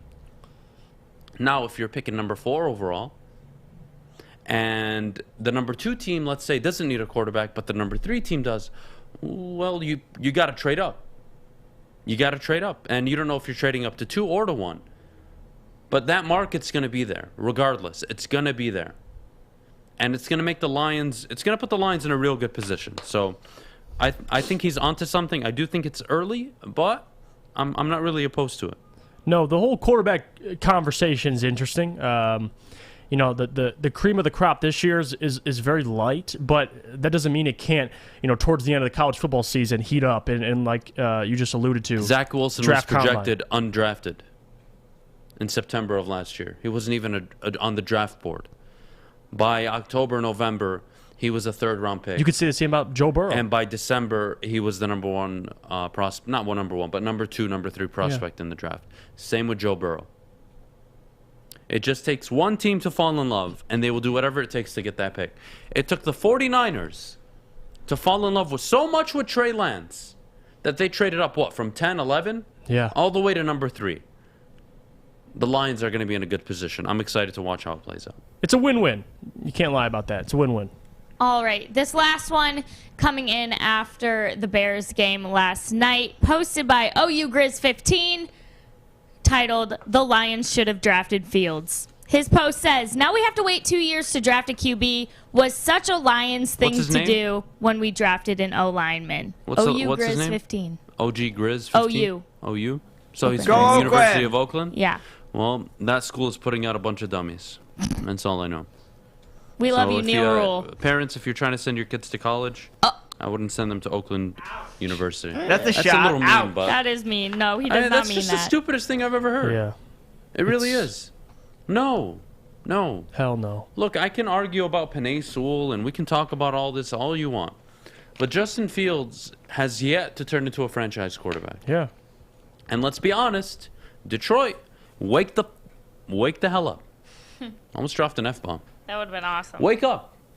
Last I checked, your quarterback is $30 million on the books for next year. You're going to tell me you were going to take Justin Fields over Penei Sewell, who had fallen to you, so you could sit him for this year, maybe sit him for next year, and maybe start him 3 years from now where he only has 3 years left on his rookie deal. This is the dumbest fan base I've ever encountered in my life. Honestly. Unbelievable. No, you don't take Justin Fields at number 7. You don't. And if he turns out to be a franchise quarterback, so be it. You were not in a position to select a franchise quarterback that season. You weren't. That was your reality. Teams don't just pass on quarterbacks like a Patrick Mahomes and Deshaun Watson. Because you know what? We don't just believe in them. No, it's, you know what? We're not in a situation to take a flyer on a potential franchise quarterback. The Bears were. They needed to. The Lions did not need to. They had a bridge quarterback for the next 2 years. It was a 3-year rebuild. No, you shouldn't have taken Justin Fields. Shut the hell up. Thank you. Thank you. All right. Well, I'm glad we ended on a QB conversation because we will have some more of that coming up next. Make sure you stick around. But first, Jeff, your head is in a hat, but where do you get your hair done? Lady Jane's. I can help a lot of people out right now. You take your boat over to Lady Jane's, sit in one of their chairs, any of their chairs, and their ladies will take care of you. You get to watch Sports Center on their TVs, sit in their comfy chairs. You even get like a little facial and get your whole your face all done. You walk out, you're handsome and clean. It's that simple.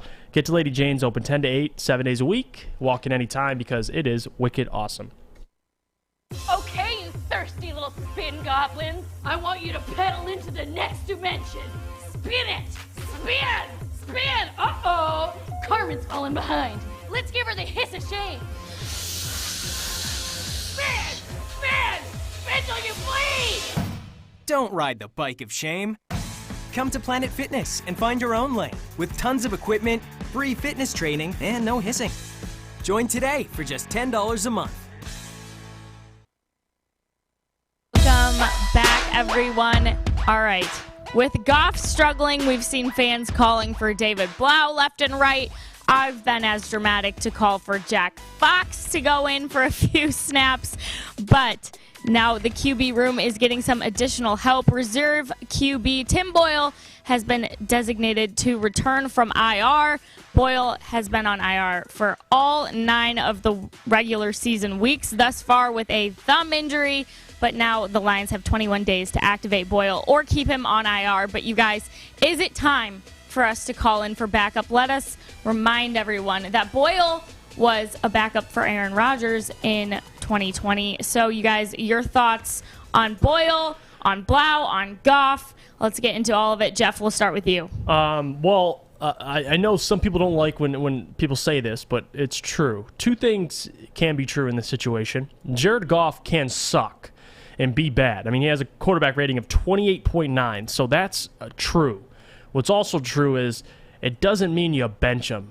You're paying him $30 million. Yes, I've always said you need more competition behind Jared Goff. You need a threat, a young quarterback, more importantly, in the next year or two to really sit behind Jared and oppose that threat to him. Because right now, if he plays as bad as he's been playing and you throw in David Blau, you saw what it looked like against the Eagles. It's just as bad, if not worse. So benching Jared Goff isn't the solution. Is Jared Goff playing poorly? Yes. Is he one of the worst quarterbacks in the league, if not the worst? Probably. And it may be attributed to the situation he's in, yes, with the Lions, but nonetheless, he's got the lowest quarterback rating since his rookie year with Jeff Fisher, and it's ugly. And Jared Goff, as much as I like Tim Boyle, yes, he beat out David Blau for the quarterback battle for the backup quarterback.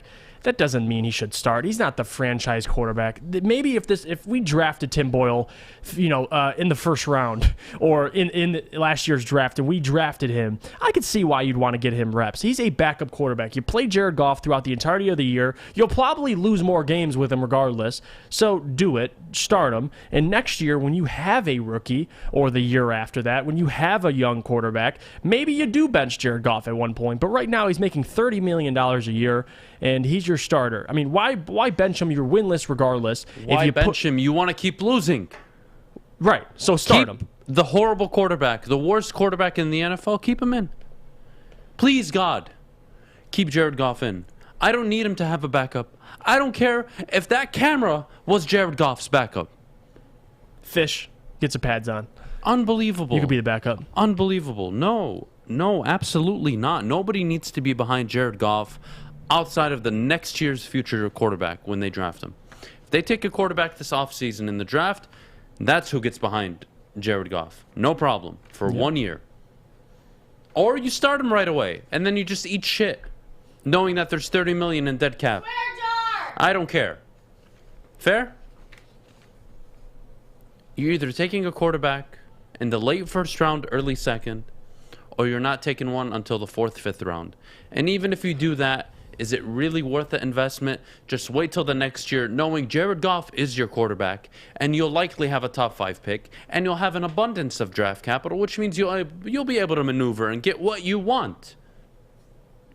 So how about you chill out? You don't need a backup. You don't need anything. What you need to do is just be patient, shut the hell up, and stop talking about a bunch of bull. Do everybody a favor. Jared Goff doesn't need a backup. He is a backup.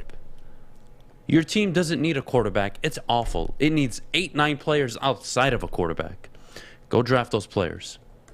And then when you have a good roster, you figure out the quarterback position. But if you would have brought Patrick Mahomes into this Lions franchise last year, his rookie year, he would have failed miserably. Why? Who does he have to throw to? Oh, the O-line's kind of okay, but the running backs are okay too, but, it's nothing really, tangible. Our head coach is learning on the fly. Our OC's doing a horrible job. Our defensive coordinator's doing a pretty damn good job considering what he has. Oh, but he has no players to work with. They're all either hurt or busts. Great situation for a rookie quarterback. No. Let Jared Goff go out there next year, take all the hits, all the bruises, turn the ball over 1,000,000 times, and move on from him after that. Don't re-sign him. Don't do anything. Goodbye, Jared. Thank you for your 2 years in Detroit. You got us 2 top 5 draft picks. I couldn't thank you anymore, my friend. That's how it plays out. And then you never look back, and everybody looks back at the Jared Goff era like, that bum got us 2 top 5 picks. That's a good guy right there. It's a good guy. I'd clap for him if he ever returned to Detroit. Thank you for the 2 top 5 picks, Jared. Thank you very much. Goodbye. There's the door for you. The way I drove Jelani Tavai to the airport, I will gladly drive Jared Goff to the airport. Plain and simple. So no, Kennedy, they shouldn't ask for a backup, call for the backup. Matt's sitting there, I want Tim Boyle. Oh, I want Tim Boyle. Oh. Shut up. Shut up. I love you, Maz. No, you don't want Tim Boyle. Keep the kid in. The team sucks. Let him lose you games some more. That's what you need. Unbelievable. You'll get 1 win, guys. Relax. You're not going 0-17. If you go 0-17, you can blame that on me for even speaking it into existence to start with. Fair? Yes, I will. I will gladly take accountability for the 0-17 season if it happens. I mean, Lions fans, we're in panic mode right now. I mean, the Jags have 2 wins. The time is ticking away to get this win. The Jags beat a good Bills team, so you got to give credit where it's due there. Yeah, definitely. All right, you guys. You don't have a choice. Doug, Goff is on the books next year, whether you like it or not. So is Matthew Stafford. Enjoy. You took this deal because you got 2 first-round picks for it, and that was worth it. And if your GM and your front office are somewhat savvy and capable of doing their damn jobs, they can pivot and maneuver the salary cap just like they did when they wanted to sign all their rookies. They can figure it out. They can restructure deals. It's not that complicated. They can figure it out. They're paid to figure it out. Stop the nonsense. Please. Just please. Thank you. I really have nothing else to say. Jared Goff should stay in all the way through next year, and then maybe 12 games in, when you're 0-12 next year, you put in the rookie. Good. If you draft one.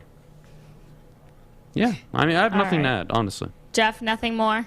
No, he spoke for me. I mean, he's this is preaching Jared facts. Goff. I mean, no. What the hell did you think, Detroit? Did you really think Jared Goff was going to come here? Oh, well, he won playoff games and he's been to a Super Bowl. People did think that.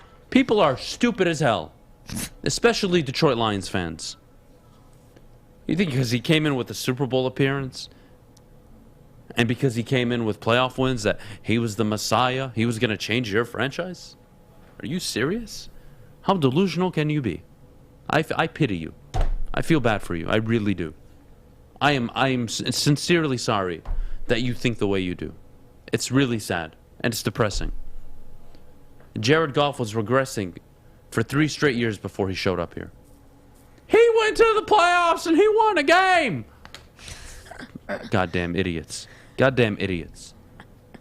Bunch of idiots. All right. And then the idiots on Twitter, though, like our friend Mike, they'll sit up there and say, oh, well, you know, this is just optimism. You can't handle optimism. Jared Goff is going to win an MVP and take us to the Super Bowl. Shut the hell up. Yes, sir. Next year. Love you, Fish. Unbelievable. Some people on Twitter are just fantastic.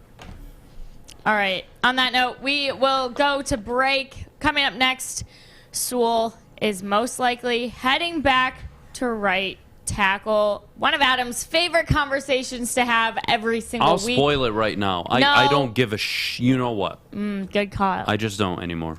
All right. But before we go, our friends at Gypsy Vodka. All right, guys, Gypsy Vodka is where it's at. It's actually one of the better tasting vodkas I've ever had. It's actually, I got to say, out of all the vodka I've had in my life, this is probably the best tasting one. Just from experience, this is my personal advice to you. But let me tell you about our friends at Gypsy Vodka, new sponsor to the network. So happy to have them on board. They broadcasted and supported our Michigan State, Michigan game out at the Hopcat in East Lansing. Both owners are, fun fact, Michigan State alumni, so they're locals, twin brothers, Adham and Mike, good people, very genuine people as well. It's really good to have people supporting the network that really care about the little things and do good things for the community. So I'm all about Gypsy Vodka. Good for them and happy to have them on board. Try a bottle today, and of course, please drink responsibly. We'll see you right after the break. Tony is a third-generation logger that has a simple, practical approach to life and work. That's why his Coast DX342 knife is perfect for him. The stainless steel blade is rust-resistant and made for all-weather use. And the double roll-lock safety ensures that it will never inadvertently close when he doesn't want it to. That's why Coast is trusted tough. Welcome back, everyone. Thanks so much for staying tuned in to the Morning Woodward Show. All right, so Taylor Decker is expected to be practicing with the team this week. Pretty sure he starts tomorrow, though the fan base, including myself, has been begging for Penei Sewell to stay at left tackle. It sounds like Dan Campbell and co., they're not budging. Taylor Decker is going to return to the left tackle if he is ready well, if practice goes well, which means Penei Sewell will be moving back to the right side. When asked, Dan Campbell seemed confident in Sewell heading back to the right side, saying he's a damn good athlete who just wants to win. He said Sewell will be completely fine. Jeff, your thoughts on this move? Well, he also mentioned that when he was a tight end, he had to play the left and right side, which was a pretty bad comparison because, listen, tight ends are able to do that in a multitude of a lot of different ways throughout the games. Penei Sewell if you're a left tackle, especially in this league, you usually stay at left tackle. I mean, your position's your position, and Penei Sewell is going to reach his ceiling on the left side. I mean, I sound like a broken record. The right side, being a right tackle, yes, he is a great athlete. Dan's right.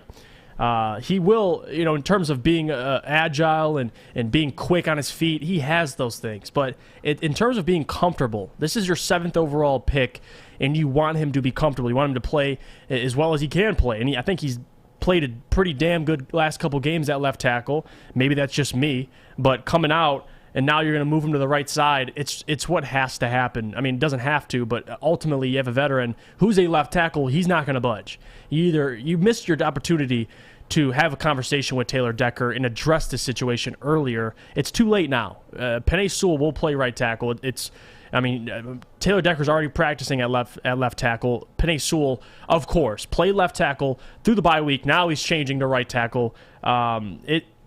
I'm expecting. He's going to have help with Taylor Decker, but it's not going to be good this Sunday against the Pittsburgh Steelers. It's a tough.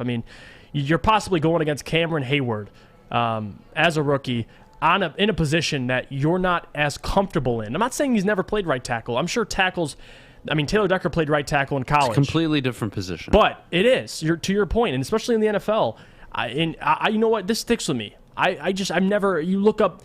Eric Fisher is the only guy that's even close that was a number 1 overall pick that had to change positions. And he isn't on the same level in terms of ceiling-wise as Penei Sewell. So it doesn't make sense at all. And you know what, Adam? I'll give you the floor because I want to ask you, though, to kind of, we sound like broken records, but a more important question would be, if this doesn't work out and he plays right tackle and looks absolutely horrible, how bad does it make Dan Campbell look, number 1? And number 2, wouldn't you want your 7th overall pick to especially make strides in his first year, which he has, but why move him to right, Adam? Because I don't know what's going on. I don't get it. I'm going to be honest with all of you. I'm not going to beat the drum here. I'm not going to try and make the argument anymore for him at left tackle. I'm done.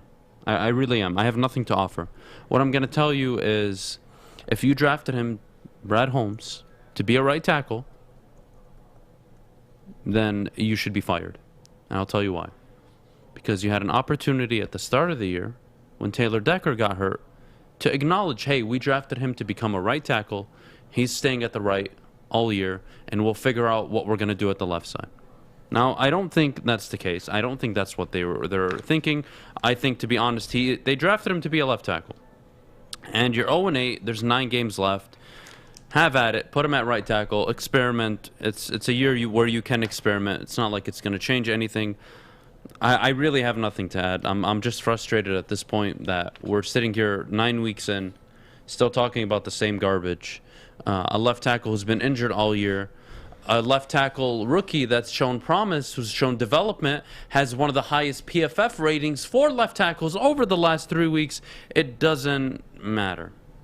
It doesn't matter. It really doesn't matter what I say right now, what I think of the situation, what I think is correct. If they want to move him to right tackle, good. As long as he doesn't look how he looked in the preseason, you won't hear a word out of me. But I'm telling you right now, if he plays awful, atrocious, he looks like a bum at right tackle, I am going to flip my lid. And it's not going to be pretty. So I'm going to shut the hell up this week. I'm going to shut the hell up against Pittsburgh. And I hope to God the kid goes out and has a good game. But if he looks like he did in the preseason, we're going to have problems. Because what I don't like is incompetent, stupid-ass people. I don't like it at all. Now, I hope this decision works out. I really do. I hope he goes to the right side. They get more balanced as an overall offensive line. Which they will, I believe. I do hope so. But going off the 3-game sample size I had in the preseason, going against 3rd and 4th stringers, he looked awful. So what do you want me to say? Oh, it's a great move. Right tackle. We're going to get better. We're going to get better. It's absolutely ridiculous. What do you guys want me to say? I'm done talking about the subject. Can we address, because Jack Johnson, I'm not going to dog on him, but he actually might have a shared opinion with a lot of Lions fans. He will get comfortable. Just stop it. This is not going to be a problem. This is actually going to help a lot. It's not the Detroit Sewells. It's the Detroit Lions. How is it? Yeah, no, please explain, Jack. How is it going to help? Well, it's going to balance your offensive line. I have 3 games of footage where Penei Sewell had no idea what the hell he was doing at the right side. And now I have 8 games of footage of him having 5 good games, 3 bad games. But his last 3 weeks, he's looked damn good. That's what I have. And I'm really happy he was on the team. And I think you drafted him to be your future left tackle. Am I okay with him at the right side? Sure. But when he looks that bad, that's what started this whole narrative. If Penei Sewell in preseason was doing just fine at right tackle, nobody would have said a goddamn word. I said, okay, he'll stay at right tackle for this year, and hopefully next year they move on from Decker and he goes to left tackle. Nobody would have said a damn word. But what happened in preseason, guys? Like, let me jog your memory. He looked really bad. He looked really bad in preseason. That's why all this came about. Here's how it's going to help big time. No Nelson on this line. You got Sewell now, and you can help him with Hawker Williams chipping. This will help tremendously. I think people are missing the point. You're acting as if like we want to fucking win football games. Are you fucking kidding me? I don't care. Put it in the fucking swear jar all you want. This is ridiculous. Justin, I'm so sorry, baby. I am so tired of this shit. This is absolute nonsense. Okay. Well. Okay? Let's start there. You are in a rebuild. Is Taylor Decker going to be here in 3 years when you have a damn good football team? Probably not. Probably not. So if he's not here in 3 years, what the hell are you doing wasting Penei Sewell at right? Oh, we want him to be versatile. Great. Be my guest. I hope it works out. I hope he is versatile. But I have 3 games of footage right now in the preseason where he looks like he's clueless. And I hope to God that isn't the case against Pittsburgh. And I hope he does turn into a good, solid, fundamental right tackle who, honestly, at the end of the year goes back to his natural position. But we're done doing this. You drafted this kid at 7, yes, because he was best available. But more importantly, you believed in the next 10 to 12 years he would be a top 3 left tackle. That is why you took Penei Sewell. Not, we just want to balance the offensive line, Adham. It's short. Everything's short term for a lot of people. I don't get it. Why is short term fix it like that? Look at the long term sustainability. If you move Penei Sewell, he's your future left tackle. You're gonna tell me, yes, I'm not gonna argue with you. If you put Penei right now at the right side, your offensive line gets better. You're missing Frank Ragnow. He fills in holes. He gets rid of Nelson, who I think Penei Sewell's better than Nelson right now. But you're missing the point. The long term effect, like you just alluded to. Will Taylor Decker, what is he, 28 years old? You're going to start, now hear this, you're going to start Penei Sewell at right tackle probably for this season.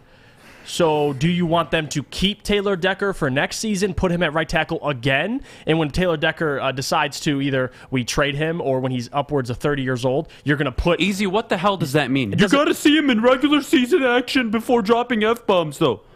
I'm not dropping F-bombs because of... You guys are so dumb, honestly. Like, I just don't get it. You guys don't understand him. 3 games of preseason, he looked really bad.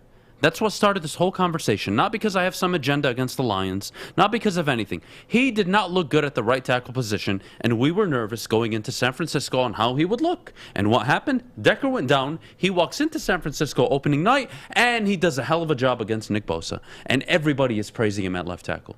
That's what started this whole narrative. Not me. Penei Sewell playing god-awful in the preseason. Well, you need to see regular season film.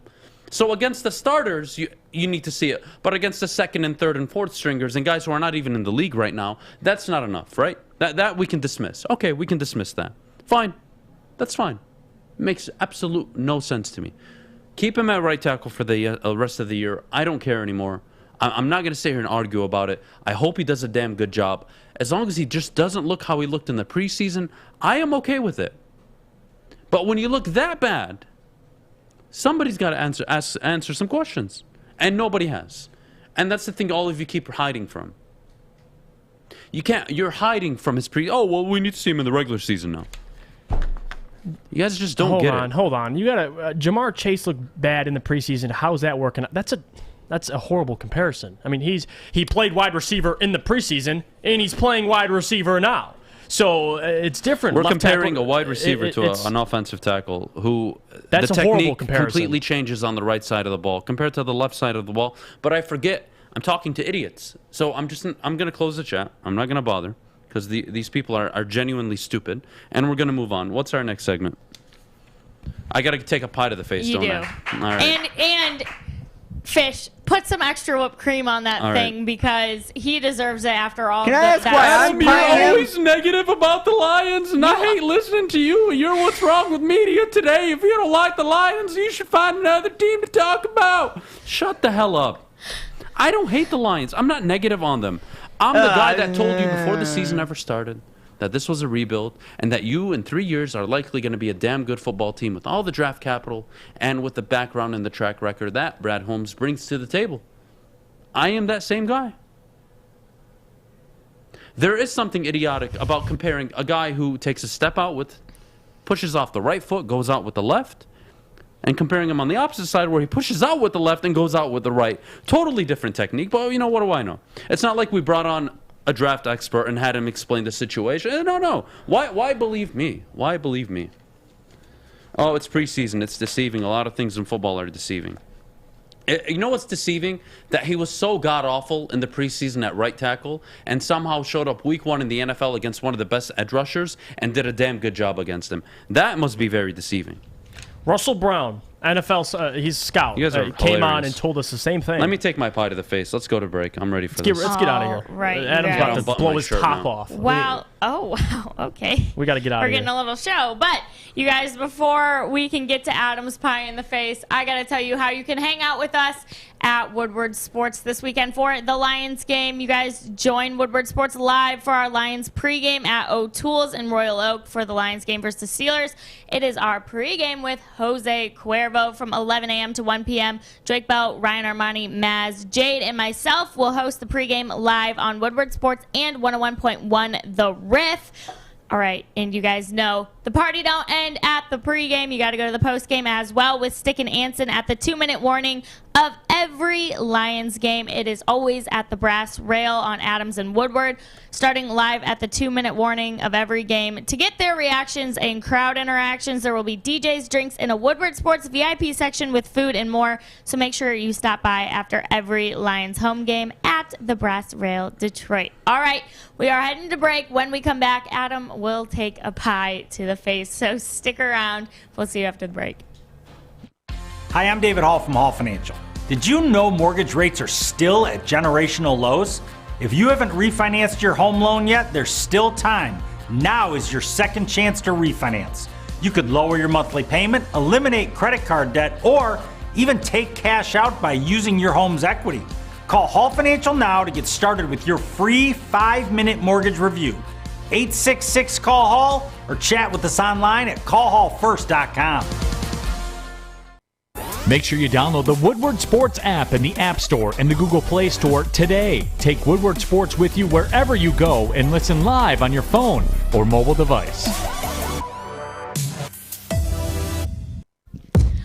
Welcome back, everyone. The time has come for Adam to take a pie to the face. But before we get to that, Jeff, kind of recap this fantasy week for us, why Adam's getting a pie to the face. What went wrong for his team in order for him to lose to yours? Well, congratulations on the win, by the way, You know what? Jeff. I just love sitting across this desk and knowing that, you know what?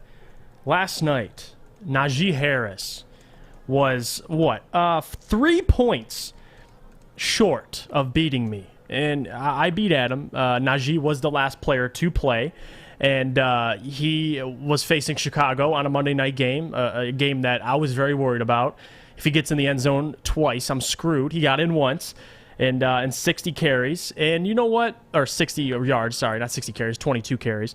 But it was the best thing that ever happened to me last night. We got a W. And but I'm actually more worried about Adam because he lost. He had Najee in his other league, and he lost his money league. And although I gave him that L, he took an L in another league. And he's making this pie. He's getting it all ready. And I could see the disparity in his eyes. He's just so, oh, look at him, just, oh, yeah. Get it extra on there. Extra whipped cream. Fish, you brought a real pie. I thought we were just doing the empty tin. All right, Fish, take What the kind pie. of pie Come is here, it, Fish? Fish. I'm not No, doing it I myself. want to know. I want to hear his answers. What kind of pie is in there, Fish? It's just a normal pie from the grocery store frozen section, just a made pie, and Did you bake it? Did you put it in the oven? Yeah, it was in the oven. Yes. Oh my gosh, Fish, you really went sicko mode Am I this going thing. up there, Adam Baydoun? Yeah, all right. Fish is going to be the one with all the honors to pie Adam for his loss. Adam, any last words? Yeah, I hate you, Jeff. Najee Harris, I love you, but You're trading him, Did you you said. Najee owes me. Are you trading him? No, I'm not trading. Okay, that was just dramatic. Yeah. Yeah, but no, with the tin, obviously. Yeah. Skyfish. I don't want it to fall all over me, buddy. Well, what am I doing? You have to tell me what I'm doing. All right. Fish. Get on the other side of him. Let's go to the wide shot. We definitely planned this. All right. Very awesomely. What am I doing? Wide shot. Wait for it. Wait for it. Wait for it. There they are. I hate you guys. I want to help you. Where do you want this? In my face, buddy. As hard as you can, Fish. Content. You're the king of it. Good.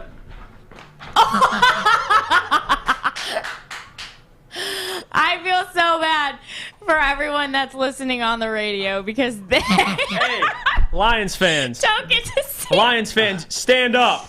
You got what you wanted, all right? They got what they wanted. Wow. You got what you wanted.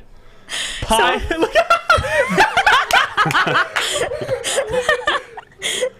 this what you wanted? I could say so many. Can I at least get a napkin for my hands? I could say so many. This is so poorly planned out. I could say. Can I at least get napkins for my hands? Fish. So I can like fix half this stuff. I can say so many messed up jokes right now with all that on your face, but I'm gonna save it. All right, you look. Listen, you can't tell me I don't look sexy with this shit on my face. Look at this man. He hit me really hard too. My nose hurts. No, I think Fish. Fish, where's the napkin? Damn it! Fish, run around, get the napkin. Oh. God damn it, Fish. I knew you were gonna hit me that hard, buddy. Can you at least like take the napkin? Fish is running around the studio like Lions crazy. fans. Fish, give me a new set, please. All right. Where's it on my shirt? God damn it. I asked you when Guys, you I wanted. have meetings today. Do you really? Yeah. Why do you think I came dressed up? Sometimes you just do that. Oh shit. Oh, Justin. Just say a Lions fan attacked you in the Jar. street. Just say. Oh my God. Don't worry, Fish. I'll just text Justin. God damn it, Fish. Come on, man. All right, so are we even? I lost in fantasy. Corey, what are you doing? Yeah, Corey, what's up? I don't appreciate this. Oh, are you Snapchatting him? Oh my goodness. All right, well, oh shit. Hey. Stop cussing! It keeps falling on me. Dang it. That's what she said. Damn right she said it. You guys are gonna get me canceled. Yeah, Justin's gonna murder you today. All right. This is Anyways. a lot of cussing. I think how much money in the swear jar do you think today, Jeff? 2 F-bombs, 3 F-bombs. That's Four $300. F-bombs. I think it was 4. Oh, great. Adam. $400 plus $1 Guys, for every S. I think really it's bad. perfectly fitting that you have the chest hair out with the whipped cream. I think it just fits right now. This. Dan said, "Just say that Sheila caught you slipping." Right. This is the best came in moment. even to This is save the day. This is by far the best moment we've had on the show. Yes. Just seeing you like this. This will be all over our socials, you guys. Make sure you follow us. I gotta give some credit to Adam. Listen, I'm a man of my word. Listen, when I'm right, I'm going to tell you I'm right. When I'm wrong, I'm wrong. And I was wrong that I was Adam, going to beat Jeff. I didn't beat him. And I'm going to take a pie to the face. I respect this, man. And here Fish, is there no more? No. All right, it's okay. Megan came in. I'm came going to in go with to the paper bathroom towels. after this. Yeah, let Adam go. I gotta finish Megan, off this run up show. there. This man, I feel. Hi, Megan. Everyone, this is Megan. Everybody, this is Megan. She's like one of my favorite people here. Yes. Shout out Megan. Oh, dude. Man. So that was today. I hope you guys enjoyed the show. I'm not sure what we're doing now. What's the next segment? This was the Thank segment. you, buddy. I'm good. I'm good. You can go back to the But we audio can- booth. Thank you. We It's can okay, you get can into leave it. some Yeah, of the that's chat. All right. I'm proud to be your co-host right now, Adam. Yeah, Seeing you like me this, too. it makes me very proud. Look, look at you. Look at the camera. Let me button up my shirt I before know. we get pulled down for I know you're pornography. getting too into this right now. I mean, All right, Adam, your take on D. Richards' comment. Trading Decker before this year's trade deadline would have been smart. Nope. And Not possible. draft a right tackle in the draft. Sewell is a left tackle. Campbell, Nope. this is another strike against your coaching. Nope. Not true at all. You couldn't have traded Decker this year. Although I asked for it, the cap hit would have been significant. I don't think it was worth it, especially on a team that was rebuilding. And if they didn't get any offers for a first-round pick, I think it would have been clueless and pointless to do. Oh. So unless they got an amazing offer, I don't think it would have been worth it. Having said that, no. I think they trade him after June 1st. After June 1st, the cap hit on trading Decker is minimal. So whatever. We'll see how the season plays out. Decker is going to stay at left tackle. Sewell is going to move to right tackle. I hope Sewell doesn't look like how he looked in preseason. That simple. What are you guys laughing at? Mitch has our listeners are so quick. Can we throw up one of Mitch's comments so we can see his new profile picture, Oh, I love please? your profile picture, Mitch. How are they so dang fast? Mitch, Our listeners are the best. Mitch, you're a legend. Oh, God, that is great. That is I think I'm going great. home and showering after this. Yeah, do you feel I think sticky? it'd be a great idea. Your Jesus. eyes look a little bloodshot. Do they sting? Fish hit me hard. You got a steel tin. I mean, I what was didn't that? mean you. A tin. It was a tin, whatever case. With I pie asked in where it. you wanted it, and you asked the face. Oh, it had the pie, like the actual dessert in it, or was it just whipped cream? Yeah, I can show it to There you. was pie in there. Oh, it was Good whipped cream, though. dead ass pie. Oh. My man got a I still a haven't pie cleaned to myself the up. dome. This is what's left. I don't Eat the want rest it to of it, to Fish. fall. That's Yeah, what's no. left. I can't believe you got a full pie. I thought you were just going to fill up a tin. It What do you smells think I was good. joking? No, I thought Fish was just doing whipped cream, Should I eat though. this? The pie probably Oh, actually I'm on hurt. the air. I gotta wait. I'm not Joyce Bell. Oh, Fesh. Jeff, you can thank Najee Harris. Najee, you owe me an apology. Najee! Yeah, we gotta this tweet him at out. We will tweet this at him. Najee. Najee, you owe me an apology. Let me buddy. get a personal thank you for Najee. Let me just get. Yeah, okay, yeah, listen, go ahead, Najee. I just want to say thank you, because you know what? All these times I wanted to throw a pie at this man's face. Fish did it for me today, and you know what? I might take a pie in the future to the face, but right now I'm 1-0. All right, 1-0 with the pie battle. Look at this man. This man. It's good. You are so ridiculous I love you, Adam. today. I love this man, dude. He's great. Oh, he took it like a champ, man. I gotta give it up. All right. Give it up to Adam. He took it like I a have champ. to ask you, buddy, how does it feel to do what half How of does it feel to Detroit wants assault to do your to boss? Adam? How does it feel? Tell me. Well, I don't know. It feels fine. I didn't even want to do it, but it's fine. I wanted someone else to do it, but Fish, you are too Fish, nice for this it was world. an honor that you did it over Yeah. I everybody appreciate else. that. Yeah. I wouldn't have accepted anybody to do this No, outside of you. It was fitting. It was Fish. I It still was got great. stuff on my hand here. So. Fish almost took out a little extra, oomph with it. You know what I mean? Like he had a little built-up anger. He just took it out on that pie. I tried not to get Tried it all breaking over the your nose place. with That it. obviously failed. Well, we but can change fish facts to pie facts or something. Yeah. All right, you guys. Well, thanks so much for hanging out with us today right here on the Morning Woodward Show. Adam is still cleaning up back there. But you guys, you know what? You've got Big D Energy coming up next. They'll be squad deep with Joik and D-Mac. And who's joining them today, Fishy? Sticky Wicky. Sticky Wicky will be here or on the desk? Oh, up at the desk, because Joik will be sitting On the here. desk. Joik is sitting where All you're right. sitting. Yep. All right. Well, have a great Tuesday, everyone. This has been the Morning Woodward Show right here on Woodward Sports.